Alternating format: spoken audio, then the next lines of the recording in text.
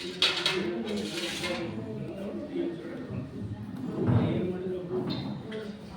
वन्दे वन्दाशरण्यव्याघ्रपतिं शिखामणिप्रयोगे श्रीनमः यस्मात् ब्रह्मेन्द्ररुद्राय देवतानां श्रीरुद्रं ज्ञानस्फूर्ति सदा तस्मै हरये गुरवे नमः अध्वसाध्यजनाध्यरुद्रसिद्धान्तवधानादिदेववेरुण्डमर्दयोद्धकर्तरे नमं मङ्गलैकं मजडं विमलं सदा आनन्दतीर्थमखिलं भजे तापत्रयामृतं सिद्धान्तदुर्धान्तविध्वंसं विचक्षणाः जयतीर्थवितरणमासनसरोवरे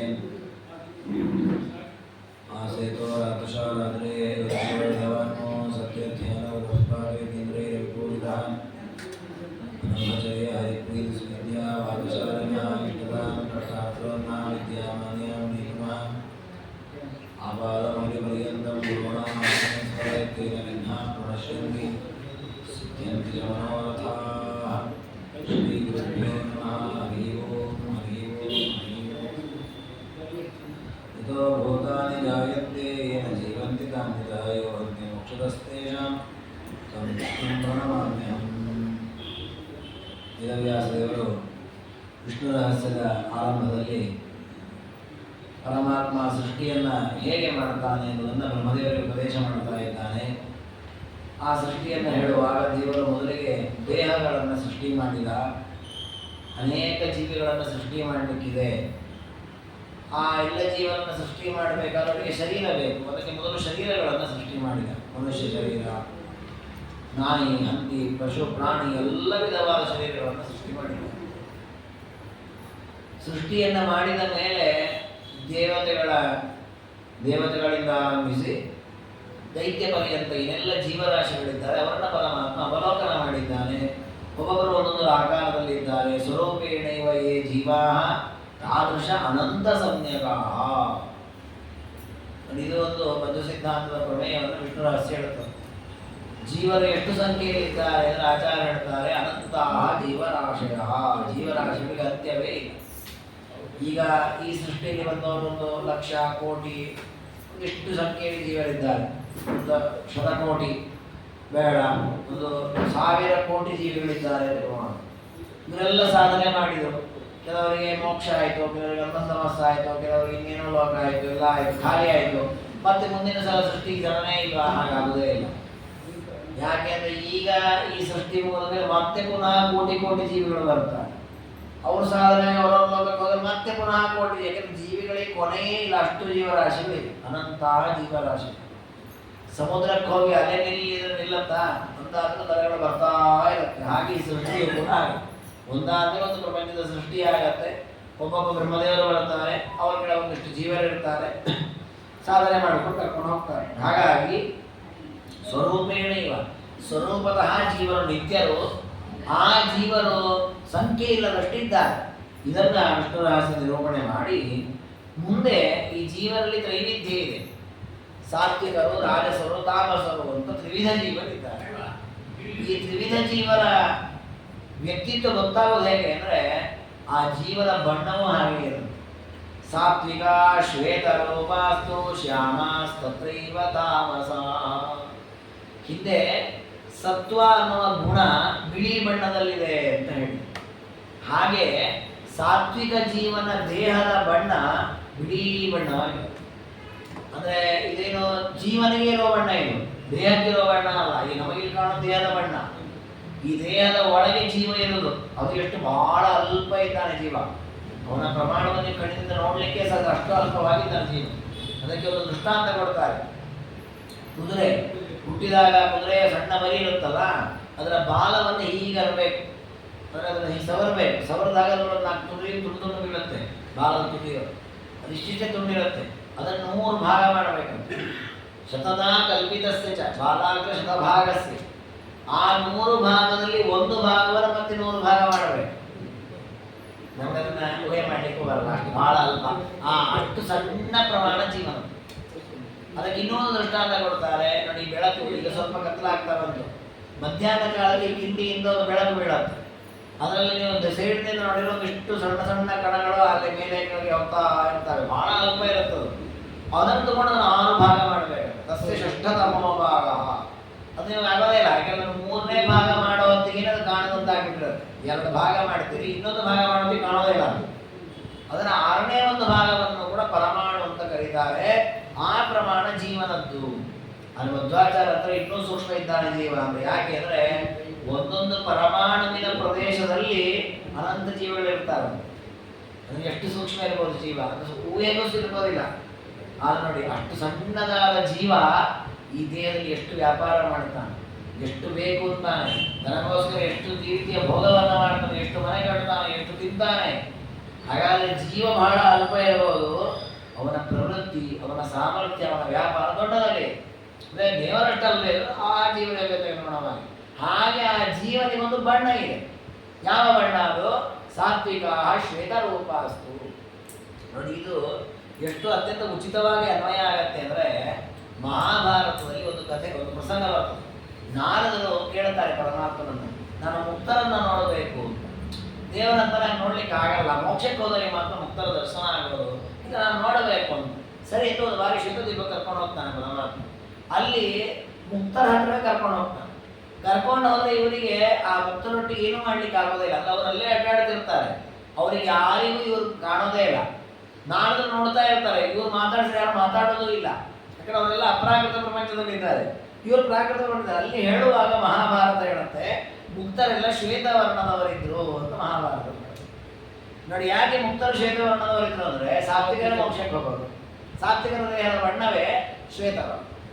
ಅದೇ ರೀತಿ ಶ್ಯಾಮಸ್ತತ್ರೈವ ತಾಮಸ. ತಾಮಸ ಜೀವಿಗಳು ಅಂತೇನಿದ್ದಾರೆ, ಅವರ ದೇಹದ ಬಣ್ಣ ಸ್ವರೂಪ ದೇಹ ಬಣ್ಣ, ಹೊರಗಿರುವ ಸ್ಥೂಲ ದೇಹದ ಬಣ್ಣ ಅಲ್ಲ, ಸ್ವರೂಪ ದೇಹದ ಬಣ್ಣವೇ ಕಪ್ಪು. ಹಾಗಾಗಿ ನಾವು ನಮ್ಮ ದೇಹ ಬಿಳಿಯೋದು ಕಪ್ಪಿದೋ ವಿಚಾರ ಮಾಡೋದು ಬೇಡ. ಈ ದೇಹ ಬಿಳಿದ್ರು ಕಪ್ಪಿದ್ರು ನಾವು ಸಾತ್ವಿಕರಲ್ಲ ತಾಮಸ ನಿರ್ಣಯ ಮಾಡ್ಲಿಕ್ಕೆ ಆಗಲ್ಲ. ಸ್ವರೂಪ ದೇಹ ಯಾವ ಬಣ್ಣ ಇದೆ ಅದ್ರ ಮೇಲೆ ನಿರ್ಣಯ ಆಗುತ್ತೆ. ಇನ್ನು ರಾಜಸರು ಮಿಶ್ರ ಬಣ್ಣ. ನೋಡಿ, ಇದರಲ್ಲಿ ಮತ್ತೆ ಚಮತ್ಕಾರ ಇರುತ್ತೆ. ತತ್ರಾಪಿ ತಾರತಮ್ಯೇನ ಶ್ವೇತ ಶ್ವೇತತರಾಧಿಕಂ. ಸಾತ್ವಿಕರಲ್ಲಿ ತಾರತಮ್ಯ ಇದೆ, ಬಹಳ ಸಾತ್ವಿಕ, ಸ್ವಲ್ಪ ಸಾತ್ವಿಕ ಅಂತ. ಹಾಗೆ ಶ್ವೇತ, ಶ್ವೇತತರ, ಶ್ವೇತತಮ, ಅತ್ಯಂತ ಬಿಳಿ, ಸ್ವಲ್ಪ ಬಿಳಿ ಕಡಿಮೆ, ಈ ರೀತಿಯಲ್ಲಿ ಮತ್ತೆ ಅದರಲ್ಲಿಯೂ ಕೂಡ ತಾರತಮ್ಯ. ಹಾಗೆ ತಾಮಸರಲ್ಲಿಯೂ ರಾಜಸರಲ್ಲಿಯೂ, ಹೀಗೆ ಈ 3 ವಿಧವಾದ ಜೀವರಲ್ಲಿಯೂ ಕೂಡ ಯಥಾ ಯೋಗ್ಯತೆಯ ಅವರವರ ಯೋಗ್ಯತೆಯನುಗುಣವಾಗಿ ಈ ರೀತಿ ಇದ್ದಾರೆ. ಇದು ಸ್ವರೂಪ ದೇಹದ ವರ್ಣನೆ. ಇದರ ಮೇಲೆ ಒಂದು ದೇಹ ಇದೆ, ಅದನ್ನು ಲಿಂಗ ದೇಹ ಅಂತ ಕರೀತಾರೆ. ಮೊದಲಿರೋ ಜೀವನ ಸ್ವರೂಪ ದೇಹ, ಅದು ನಿತ್ಯ, ಅದಕ್ಕೆ ಆದಿಯೂ ಇಲ್ಲ ಅಂತ್ಯವೂ ಇಲ್ಲ. ಇದರ ಮೇಲೆ ಇರುವಂತಹ ಆವರಕವನ್ನೇ ಲಿಂಗ ದೇಹ ಅಂತ ಕರೀತಾರೆ. ಇದಕ್ಕೆ ಆದಿ ಇಲ್ಲ, ಅಂತ್ಯ ಇದೆ. ಈಗ ಜೀವ ಇದ್ದಾಗಿಂದಲೂ ಆ ದೇಹ ಇದ್ದೇ ಇದೆ. ಜೀವನಿಗೆ ಮೋಕ್ಷ ಆಗುವಾಗ ಆ ಲಿಂಗ ದೇಹ ಬಂದ ಆಗುತ್ತೆ. ಆ ಲಿಂಗ ದೇಹ ಹೇಗಿದೆ, ಅದು ಯಾವುದರಿಂದ ರಚನೆ ಆದದ್ದು, ಅದನ್ನು ಹೇಳುತ್ತದೆ ವಿಷ್ಣು ರಹಸ್ಯ. ತತ್ತದಾಕಾರ ಸದೃಶೈರ್ಲಿಂಗ ದೇಹೈರನಾದಿವಿ ಕಂಚುಕೈರಿವ ಸಂಚನ್ನಾಸ್ತತ್ತದ್ವರ್ಣೈ ಪೃಥಕ್. ಇದು ನೋಡಿ, ಇದು ನಾವು ವಿಷ್ಣು ರಹಸ್ಯದಲ್ಲಿ ಮಾತ್ರ ಸಿಗುತ್ತೆ. ಇನ್ನು ಮಹಾಭಾರತದಲ್ಲಿ ಅಥವಾ ಭಾಗವತಾದಿಗಳಲ್ಲಿ ಜೀವರು ಬಂಧದ ಸಂಸಾರದಲ್ಲಿ ಬಂಧಿತರಾಗಿದ್ದಾರೆ ಅಂತ ಇದೆ, ಪರಮಾತ್ಮನಿಂದ ಮುಕ್ತರಾಗ್ತಾರೆ ಅಂತಿದೆ. ಭಾಗವತರು ಇನ್ನೊಂದು ಹೆಜ್ಜೆ ಮುಂದೆ ಹೋಗಿ ಪರಮಾತ್ಮನ ದರ್ಶನವಾದಾಗ ಚಿದ್ಯತೆ ಭಿದ್ಯತೆ ಹೃದಯ ಗ್ರಂಥಿ ಚಿದ್ಯಂತೆ ಸರ್ವ ಸಂಶಯ, ಹೃದಯದ ಗಂಟು ಬಿಚ್ಚಿ ಹೋಗುತ್ತೆ, ಇದೆಲ್ಲ ಹೇಳಿದ್ದಾರೆ. ಅಲ್ಲಿ ಲಿಂಗ ಶರೀರ, ಅದು ಲಿಂಗ ಶರೀರ ಅದು ಹೀಗಿರ್ತದೆ ಅನ್ನೋ ಸ್ಪಷ್ಟತೆ ಅಲ್ಲೆಲ್ಲೂ ಸಿಗಲ್ಲ. ವಿಷ್ಣು ರಹಸ್ಯ ಹೇಳುತ್ತೆ, ತತ್ತದ ಆಕಾರ ಸದೃಶೈ. ಜೀವನ ಸ್ವರೂಪ ಯಾವ ಆಕಾರದಲ್ಲಿದೆಯೋ ಅದೇ ಆಕಾರದಲ್ಲಿ ಅವನಿಗೊಂದು ಆವರಕವಾಗಿ ಲಿಂಗ ಶರೀರ ಇರುತ್ತೆ. ಅದಕ್ಕೆ ದೃಷ್ಟಾಂತ ಕೊಡ್ತಾರೆ, ಕಂಚು ಕೈವ ಸಂಚನ್ನ. ಕಂಚುಕ ಅಂದ್ರೆ ಅಂಗಿ, ಶರ್ಟ್. ನೋಡಿ, ಶರ್ಟ್ ಹೇಗಿರ್ತದೆ, ಕೈ ಇದ್ದಲೇ ಇರ್ತದೆ, ಕೈ ಇರ್ತದೆ. ನಮ್ಮ ದೇಹ ಇದ್ದಾಗ ಅದಕ್ಕೊಂದು ವಿಶಾಲ ಜಾಗ ಇರ್ತಂದ್ರೆ, ನಮ್ಮ ದೇಹದ ಆಕಾರಕ್ಕನುಗುಣವಾಗಿ ಆ ವಸ್ತ್ರ ಹೇಗಿದೆಯೋ ಹಾಗೆ ಕವಚ, ಒಂದು ರೀತಿ ಕವಚ ಅಂತ ಹೇಳೋದು, ಅದರಂತೆ ಅಚ್ಚದ ಕವಚ ಮಾಡ್ತಾರೆ. ಆ ರೀತಿಯಲ್ಲಿ ಲಿಂಗ ಶರೀರ ಅನ್ನೋದು ಸ್ವರೂಪ ದೇಹಕ್ಕನುಗುಣವಾಗಿ ಲಿಂಗ ಶರೀರ ಇದೆ. ಆದ್ರೆ ಏನು ವ್ಯತ್ಯಾಸ ಅಂತಂದ್ರೆ, ಅನಾದಿ ಕಾಲದಿಂದ ಈ ಲಿಂಗ ಶರೀರ ಇದೆ, ಆದ್ರೆ ಇದರಲ್ಲಿರ್ತಕ್ಕ ಪದಾರ್ಥಗಳು ಮಾತ್ರ ಬೇರೆ. ಈಗ ಸ್ವರೂಪ ದೇಹದಲ್ಲಿರುವ ಪದಾರ್ಥ ಏನು? ಸ್ವರೂಪ ದೇಹದಲ್ಲಿ ಪದಾರ್ಥ ಅಂದ್ರೆ, ಸ್ವರೂಪ ದೇಹ ಯಾವುದರಿಂದ ನಿರ್ಮಾಣವಾಗುವುದು ಅಂದ್ರೆ, ಅದು ನಿರ್ಮಾಣ ಆದದ್ದೇ ಅಲ್ಲ, ಅದು ನಿತ್ಯ, ಅದು ಜ್ಞಾನಾಕಾರ, ಆನಂದದ ಆಕಾರ, ಸಾತ್ವಿಕರದ್ದು.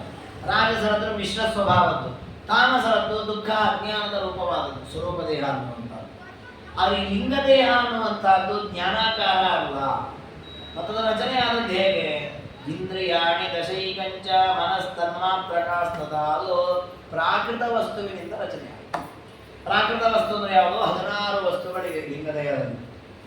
ಅದಕ್ಕೆ ಆ ದೇಹವನ್ನು ಷೋಡಶ ಕಲಾ ಶರೀರ ಅಂತ ಕರೀತಾರೆ. ಷಟ್ಪ್ರಶ್ನೋಪನಿಷತ್ತಿನಲ್ಲಿ ಬರ್ತದೆ. ಕೊನೆಯ ಪ್ರಶ್ನೆ ಅದೇ, 14 ಕಲೆಗಳು ಅಂದರೆ ಯಾವುದು, ಅದರಿಂದ ಮುಕ್ತನಾಗಿ ಜೀವ ಹೇಗೆ ಮೋಕ್ಷ ಹೊಂದುತ್ತಾನೆ ಅನ್ನೋದೇ ಪ್ರಶ್ನೆ, 6ನೇ ಪ್ರಶ್ನೆ. ಹಾಗೆ ಆ ಷೋಡಶ ಕಲೆಗಳು ಅಂದರೆ ಯಾವುದು ಅಂದರೆ 10 ಇಂದ್ರಿಯಗಳು, 5 ಜ್ಞಾನೇಂದ್ರಿಯ, 5 ಕರ್ಮೇಂದ್ರಿಯ, ಒಂದು ಮನಸ್ಸು, 11 ಆಯಿತು. ಆಮೇಲೆ ತನ್ಮಾತ್ರಕಾ ತಥಾ ಪಂಚೈವ, ತನ್ಮಾತ್ರಗಳು 5, ಶಬ್ದ ಸ್ಪರ್ಶ ರೂಪ ರಸ ಗಂಧ, ಒಟ್ಟಿಗೆ 14. ಈ 14 ಕಲೆಗಳನ್ನೇ ಲಿಂಗ ಶರೀರ ಅಂತ ಕರೀತಾರೆ. ಈ 14 ಕಲೆಗಳಿಂದ ಮಿಶ್ರಣ ಮಾಡಿ ಒಂದು ಶರೀರ ನಿರ್ಮಾಣ ಮಾಡಿದ್ದಾರೆ, ಅದೇ ಲಿಂಗ ಶರೀರ. ಈ ಲಿಂಗ ಶರೀರ ಜೀವನ ಆ ಸ್ವರೂಪ ಏನಿದೆ ಅದಕ್ಕೆ ಆವರಕವಾಗಿದೆ. ಒಂದು ಜೀವ ಆನೆಯ ಸ್ವರೂಪದವನು, ಅವನಿಗೆ ಆನೆಯ ಕವಚವಾಗಿದೆ. ಒಂದು ಜೀವ ಮೀನಿನ ಸ್ವರೂಪದವನು, ಮೀನಿನ ಕವಚದಂತೆ ಆ ಲಿಂಗ ಶರೀರ. ಹಾಗಾಗಿ ಅವನ ಸ್ವರೂಪ ಶರೀರ ಹೇಗಿದೆ ಅದೇ ರೀತಿಯಲ್ಲಿ ಮೇಲೆ ಕವಚದಂತೆ ಆ ಲಿಂಗ ಶರೀರ ಇರುವಂತಹದ್ದು. ಮತ್ತು ಚಮತ್ಕಾರ ಹೇಳಿದ್ರೆ ತತ್ತದ್ವರ್ಣೈ ಪೃಥಕ್ ಪೃಥಕ್. ಸ್ವರೂಪ ಶರೀರಕ್ಕೆ ಏನು ಬಣ್ಣ ಇದೆ, ಲಿಂಗ ಶರೀರಕ್ಕೂ ಅದೇ ಬಣ್ಣ. ಇದು ಬಿಳಿ ಬಣ್ಣ ಆದರೆ ಕವಚವು ಬಿಳಿ ಬಣ್ಣ, ಕಪ್ಪು ಬಣ್ಣ ಆದರೆ ಕವಚವು ಕಪ್ಪು ಬಣ್ಣ, ಇದು ಹಸಿರಾಗದು ಹಸಿರು. ಯಾಕೆ? ನಮಗೆ ನೋಡಿದಾಗ ಗೊತ್ತಾಗಬೇಕಲ್ಲ ಇದು ಸ್ವರೂಪ ಎಂಥದ್ದು ಅಂತ. ಲಿಂಗ ಶರೀರ ನೋಡಿದ ಕೂಡ ಅದು ಗೊತ್ತಾಗಬೇಕು. ಪುಸ್ತಕ ಲಿಂಗ ಶರೀರವನ್ನು ನೋಡುವಂತಹ ಅರ್ಹತೆ ನಮಗಿಲ್ಲ. ದೇವತೆಗಳು ನೋಡ್ತಾರೆ, ವಾಯುದೇವರು ನೋಡ್ತಾರೆ ಲಿಂಗ ಶರೀರ ಹೇಗಿದೆ ಅಂತ. ಆ ರೀತಿಯಲ್ಲಿ ಅಂದರೆ ಒಂದು ರೀತಿಯಲ್ಲಿ ಸ್ವರೂಪ ಶರೀರದ ಒಂದು ನೇರವಾದ ಕವಚ ಲಿಂಗ ಶರೀರ. ಅದರ ದುರಂತ ಏನಂದ್ರೆ ಈ ಲಿಂಗ ಶರೀರ ಏನು ಮಾಡುತ್ತದೆ ಅಂತಂದರೆ ಅದು ನಮ್ಮ ಸ್ವರೂಪವನ್ನು ಮುಚ್ಚಿಬಿಡುತ್ತದೆ. ಸ್ವರೂಪದ ಯೋಗ್ಯತೆ ಏನು, ಸ್ವರೂಪದ ವ್ಯಾಪಾರ ಏನು ಯಾವುದು ತಿಳಿಸೋದಿಲ್ಲ, ಮುಚ್ಚಿ ಹಾಕಿಬಿಟ್ಟಿದೆ. ಅದಕ್ಕೆ ಅದನ್ನು 2 ಭಾಗ ಮಾಡ್ತಾರೆ ಲಿಂಗ ಶರೀರವನ್ನು. ಒಂದು ಸ್ವರೂಪಾಚ್ಛಾದಿಕ, ಇನ್ನೊಂದು ಜೀವಾಚ್ಛಾದಿಕ. ಸ್ವರೂಪ ಜೀವ ಒಂದೇ, ಪರಮಾತ್ಮಾಚ್ಛಾದಿಕ ಅಂತ. ಆತ್ಮಾಚ್ಛಾದಿಕ, ಸ್ವರೂಪಾಚ್ಛಾದಿಕ ಅಂತ. ಸ್ವರೂಪಾಚ್ಛಾದಿಕ ಅಂದ್ರೆ ನಮ್ಮ ಸ್ವರೂಪವೇ ತಿಳಿಯದಂತೆ ಮಾಡೋದು. ನಮ್ಮ ದೋಸ್ತ ನೋಡಿ, ಜ್ಞಾನ ಆನಂದ ರೂಪ ನಮ್ಮ ದೇಹ, ಸ್ವರೂಪ ದೇಹ ನಮಗೆ ಗೊತ್ತೇ ಇಲ್ಲ. ನಮಗೆ ನಮ್ಮ ದೇಹ ಹೇಗಿದೆ, ಸ್ವರೂಪ ದೇಹ ಹೇಗಿದೆ, ಅದರ ಜ್ಞಾನ ರೂಪವೋ ಆನಂದ ರೂಪ ಯಾವುದು ಗೊತ್ತಿಲ್ಲ. ಯಾಕೆ ಗೊತ್ತಾಗ್ತಾ ಇಲ್ಲ ಅಂದರೆ ಈ ಕವಚ ಹಾಕಿ ಈಗ ಹಾಕಿಬಿಟ್ಟಿದ್ದಾರೆ, ಕಾಣೋದೇ ಇಲ್ಲ ನಮಗೆ. ಅದೇ ರೀತಿ ಆ ಸ್ವರೂಪ ದೇಹದ ಮೂಲಕ ಪರಮಾತ್ಮನನ್ನು ಕಾಣಲಿಕ್ಕಾಗತ್ತೆ. ದೇವರು ಹೇಗಿದ್ದಾನೆ, ಅವನ ಅನಂತ ಗುಣ ಪೂರ್ಣನೋ ಏನು ಎಲ್ಲ ತಿಳ್ಕೊಳ್ಳಿಕ್ಕಾಗತ್ತೆ. ಅದೂ ಕಾಣದಂತೆ ಬಾಗ್ಲಾಗ್ತದೆ. ಈ ದೇವರ ಬಗ್ಗೆಯೂ ಗೊತ್ತಾಗಲ್ಲ, ನಮ್ಮ ಬಗ್ಗೆಯೂ ಗೊತ್ತಾಗಲ್ಲ. ಹಾಗಾಗಿ ಲಿಂಗ ಶರೀರ ಕವಚದಂತೆ ಇದ್ರೂ ಕೂಡ ಅದು ನಮಗೆ ಬಂಧಕವಾಗಿದೆ. ಈಗ ನೋಡಿ, ಕೆಲವೊಮ್ಮೆ ನಮಗೆ ಕವಚ ಹಾಕೊಳ್ತೇವೆ, ಉದಾಹರಣೆಗೆ ಚಳಿ ಆಗತ್ತೆ ಅಂತ ಶಟ್ರ್ ಹಾಕೊಳ್ತೇವೆ, ಅದು ನಮಗೆ ಬಂಧಕ ಅಲ್ಲ ಅಲ್ವಾ? ಕೆಲವು ಚಳಿ ಅನ್ನೋ ಬಾಧೆಯಿಂದ ನಮ್ಮ ಪಾರ ಮಾಡುತ್ತೆ. ಆದರೆ ಈ ಲಿಂಗ ಶರೀರ ನಮಗೆ ಬಂಧಕ. ಯಾಕೆ? ನಮಗೆ ನಮ್ಮ ಸ್ವರೂಪದ ಪರಿಚಯವೂ ಮಾಡಿಸಲ್ಲ, ಪರಮಾತ್ಮನ ಪರಿಚಯವೂ ಮಾಡಿಸಲ್ಲ. ಈ ರೀತಿಯಲ್ಲಿ ಲಿಂಗ ಶರೀರ ಜೀವನಿಗೆ ಆಚ್ಛಾದನ ರೂಪವಾಗಿ ಇದೆ. ಇಂತಹ ಲಿಂಗ ಶರೀರ ಸಹಿತರಾಗಿಯೇ ಜೀವರಾಶಿಗಳಿರ್ತಾರೆ. ಮೋಕ್ಷಕ್ಕೆ ಹೋಗುವ ತನಕೂ ಜೀವರಾಶಿಗಳು ಲಿಂಗ ಶರೀರ ಸಹಿತವಾಗಿಯೇ ಇರ್ತಾರೆ. ಎಷ್ಟು ಜನ್ಮ ಸಾಧನೆ ಮಾಡಲಿ, ಎಷ್ಟು ಶರೀರಗಳು ಬರಲಿ, ಎಷ್ಟು ಶರೀರಗಳು ಹೋಗಲಿ, ಲಿಂಗ ಶರೀರ ಜೊತೆಗೇ ಇರ್ತದೆ. ಆಸನ್ನ ಮರಣಾಸ್ತೇಷು ಯಸ್ಮಿನ್ ಕಲ್ಪೇ ಮುಮುಕ್ಷವ. ಇನ್ನು ಈ ಲಿಂಗ ಶರೀರ ಸಹಿತರಾದ ಜೀವಗಳಲ್ಲಿಯೂ ಕೂಡ ಕೆಲವರು ಈಗ ಮೋಕ್ಷಕ್ಕೆ ಹೋಗ್ಲಿಕ್ಕೆ ಅರ್ಹರಾದವರು, ಅಂದರೆ ಈ ಕಲ್ಪದಲ್ಲಿ. ಯಾಕೆಂದರೆ ಸೃಷ್ಟಿ ಆರಂಭದಲ್ಲಿ ದೇವರು ವಿಚಾರ ಮಾಡ್ತಾ ಇರೋದು. ಇನ್ನು ಕೆಲವು ಜೀವರಾಶಿಗಳು ಈ ಕಲ್ಪ ಅಲ್ಲ ಮುಂದಿನ ಕಲ್ಪದಲ್ಲಿ ಬರಲಿಕ್ಕಿದ್ದಾರೆ, ಇನ್ನು ಕೆಲವರು ಮುಂದಿನ ಕಲ್ಪದಲ್ಲಿ ಬರಲಿಕ್ಕಿದ್ದಾರೆ. ಹಾಗಾದರೆ ಈ ಕಲ್ಪದಲ್ಲಿ ಯಾರು ಬರಲಿಕ್ಕೆ ಅರ್ಹರಾಗಿದ್ದಾರೆ ಅವರನ್ನು ಆಸನ್ನ ಮರಣಿಗಳು ಅಂತ ಕರೀತಾರೆ. ಅಂದರೆ ಸಮೀಪದಲ್ಲೇ ಮೃತರಾಗ್ತಾರೆ. ಸಮೀಪದಲ್ಲಿ ಮೃತರಾಗುವುದು ಅರ್ಥ, ಮೃತ ಶಬ್ದಕ್ಕೆ ಮೋಕ್ಷ ಹೊಂದುವುದು ಅಂತ. ಈಗ ನೋಡಿ, ಈ ಕಲ್ಪದಲ್ಲಿ ಸಾಧನ ಮಾಡಿ ಮೋಕ್ಷಕ್ಕೆ ಹೋಗ್ತಾರ ಕಾರಣ ಅವ್ರನ್ನ ಆಸನ್ನ ಮರಣಿಗಳು ಅಂತ ಕರೀತಾರೆ. ಇನ್ನು ಮುಂದಿನ ಕಲ್ಪಕ್ಕೆ ಬರುವುದನ್ನು ವೃದ್ಧರು ಅಂತ ಕರೀತಾರೆ. ಯಾಕೆ? ಅವರು ಮುಂದಿನ ಕಲ್ಪದಲ್ಲೇ ಬಂದು ಬಿಡ್ತಾರೆ, ಹಾಗೆ ಅಷ್ಟು ವಯಸ್ಸಾಗಿದೆ ಅವರಿಗೆ. ಅದರ ಮುಂದಿನ ಕಲ್ಪದಲ್ಲಿ ಬರೋರು ಯುವಕರು, ಅದರ ಮುಂದಿನ ಕಲ್ಪದಲ್ಲಿ ಬರೋರು ಬಾಲಕರು. ಇನ್ನೂ ಅಲ್ಲಿ ಸಣ್ಣ ವಯಸ್ಸಲ್ಲಿ ಇನ್ನೂ 3 ಕಲ್ಪ ಸಾಧನೆ ಮಾಡ್ತಾ ಬರಬೇಕು. ಈ ರೀತಿಯಲ್ಲಿ ಮೋಕ್ಷಕ್ಕೆ ಹೋಗುವ ಮುಮುಕ್ಷುಗಳಲ್ಲಿಯೂ ಕೂಡ ಈ ರೀತಿ ವ್ಯವಸ್ಥೆ ಇದೆ. ಈ ರೀತಿಯ 100 ಕೋಟಿ ಕೋಟಿ ಜೀವಿಗಳು ಇರ್ತಾರಂತೆ. ಪರಮಾತ್ಮ ಮುಖ್ಯ ಪ್ರಾಣ ದೇವರಿಗೆ ಹೇಳ್ತಾನೆ, ನೋಡಪ್ಪ ಮುಖ್ಯ ಪ್ರಾಣ, ಇಷ್ಟು ಅನಂತ ಜೀವಿಗಳಿದ್ದಾರೆ, ಇದರಲ್ಲಿ ಆಸನ್ನ ಮರಣಿಗಳು ಅಂದ್ರೆ ಈ ಕಲ್ಪದಲ್ಲಿ ಸಾಧನೆ ಮಾಡಲಿಕ್ಕೆ ಅರ್ಹರಾದ ಜೀವಿಗಳು ಅಂತ ಹೇಳಿದ್ದಾರೆ, ಅವರನ್ನು ಪ್ರತ್ಯೇಕ ಮಾಡು. ಉದ್ಬೋಧಿತಸ್ತದ ಪ್ರಾಣ ಪ್ರಣಿಪತ್ಯೋಪದಸ್ಥಿವಾನ್ ಏವಂ ಪ್ರತೀಯಮಾನಾಸ್ತೆ ತೇಷು ಪ್ರಾಣವ್ಯಬೋಧಯಂ. ಪರಮಾತ್ಮ ಆ ರೀತಿಯ ಅನಂತ ಜೀವರಾಶಿಗಳೆಲ್ಲ ಇದ್ದಾರೆ, ಒಬ್ಬೊಬ್ಬರದ್ದು ಒಂದು ರೀತಿಯ ಸಾಧನೆ, ಕೆಲವರಿಗೆ ಬರಲಿಕ್ಕೆ ಅರ್ಹರು, ಕೆಲವರು ಅನರ್ಹರು, ಇದನ್ನೆಲ್ಲ ಅವಲೋಕನ ಮಾಡಿ ಒಟ್ಟಿಗೆ ಬಿದ್ದಿದ್ದಾವೆ. ಅಲ್ಲಿ ಈಗ ಮೋಕ್ಷಮಾಣಾಶ್ಚತಾನ್ ಜೀವಾನ್ ಅಸ್ಮಿನ್ ಕಲ್ಪೇ ತ್ವಯಾಸ. ಚೆನ್ನಾಗಿ ಹೇಳ್ತಾನೆ ದೇವರು. ಮುಖ್ಯ ಪ್ರಾಣ, ಈ ಕಲ್ಪದಲ್ಲಿ ನಿನ್ನ ಜೊತೆಗೆ ಹುಟ್ಟಿ ಸಾಧನೆಯನ್ನು ಮಾಡಿಕೊಂಡು ಯಾರು ಮೋಕ್ಷಕ್ಕೆ ಹೋಗಲಿಕ್ಕೆ ಅರ್ಹರಿದ್ದಾರೋ ಅವರನ್ನು ಪ್ರತ್ಯೇಕಿಸಿ. ಜೀವಾನ್ ಪೃಥಕ್ಕುರು ಮಹಾಮತೆ. ಇದು ಬಹಳ ಕಷ್ಟವಾದ ಕೆಲಸ.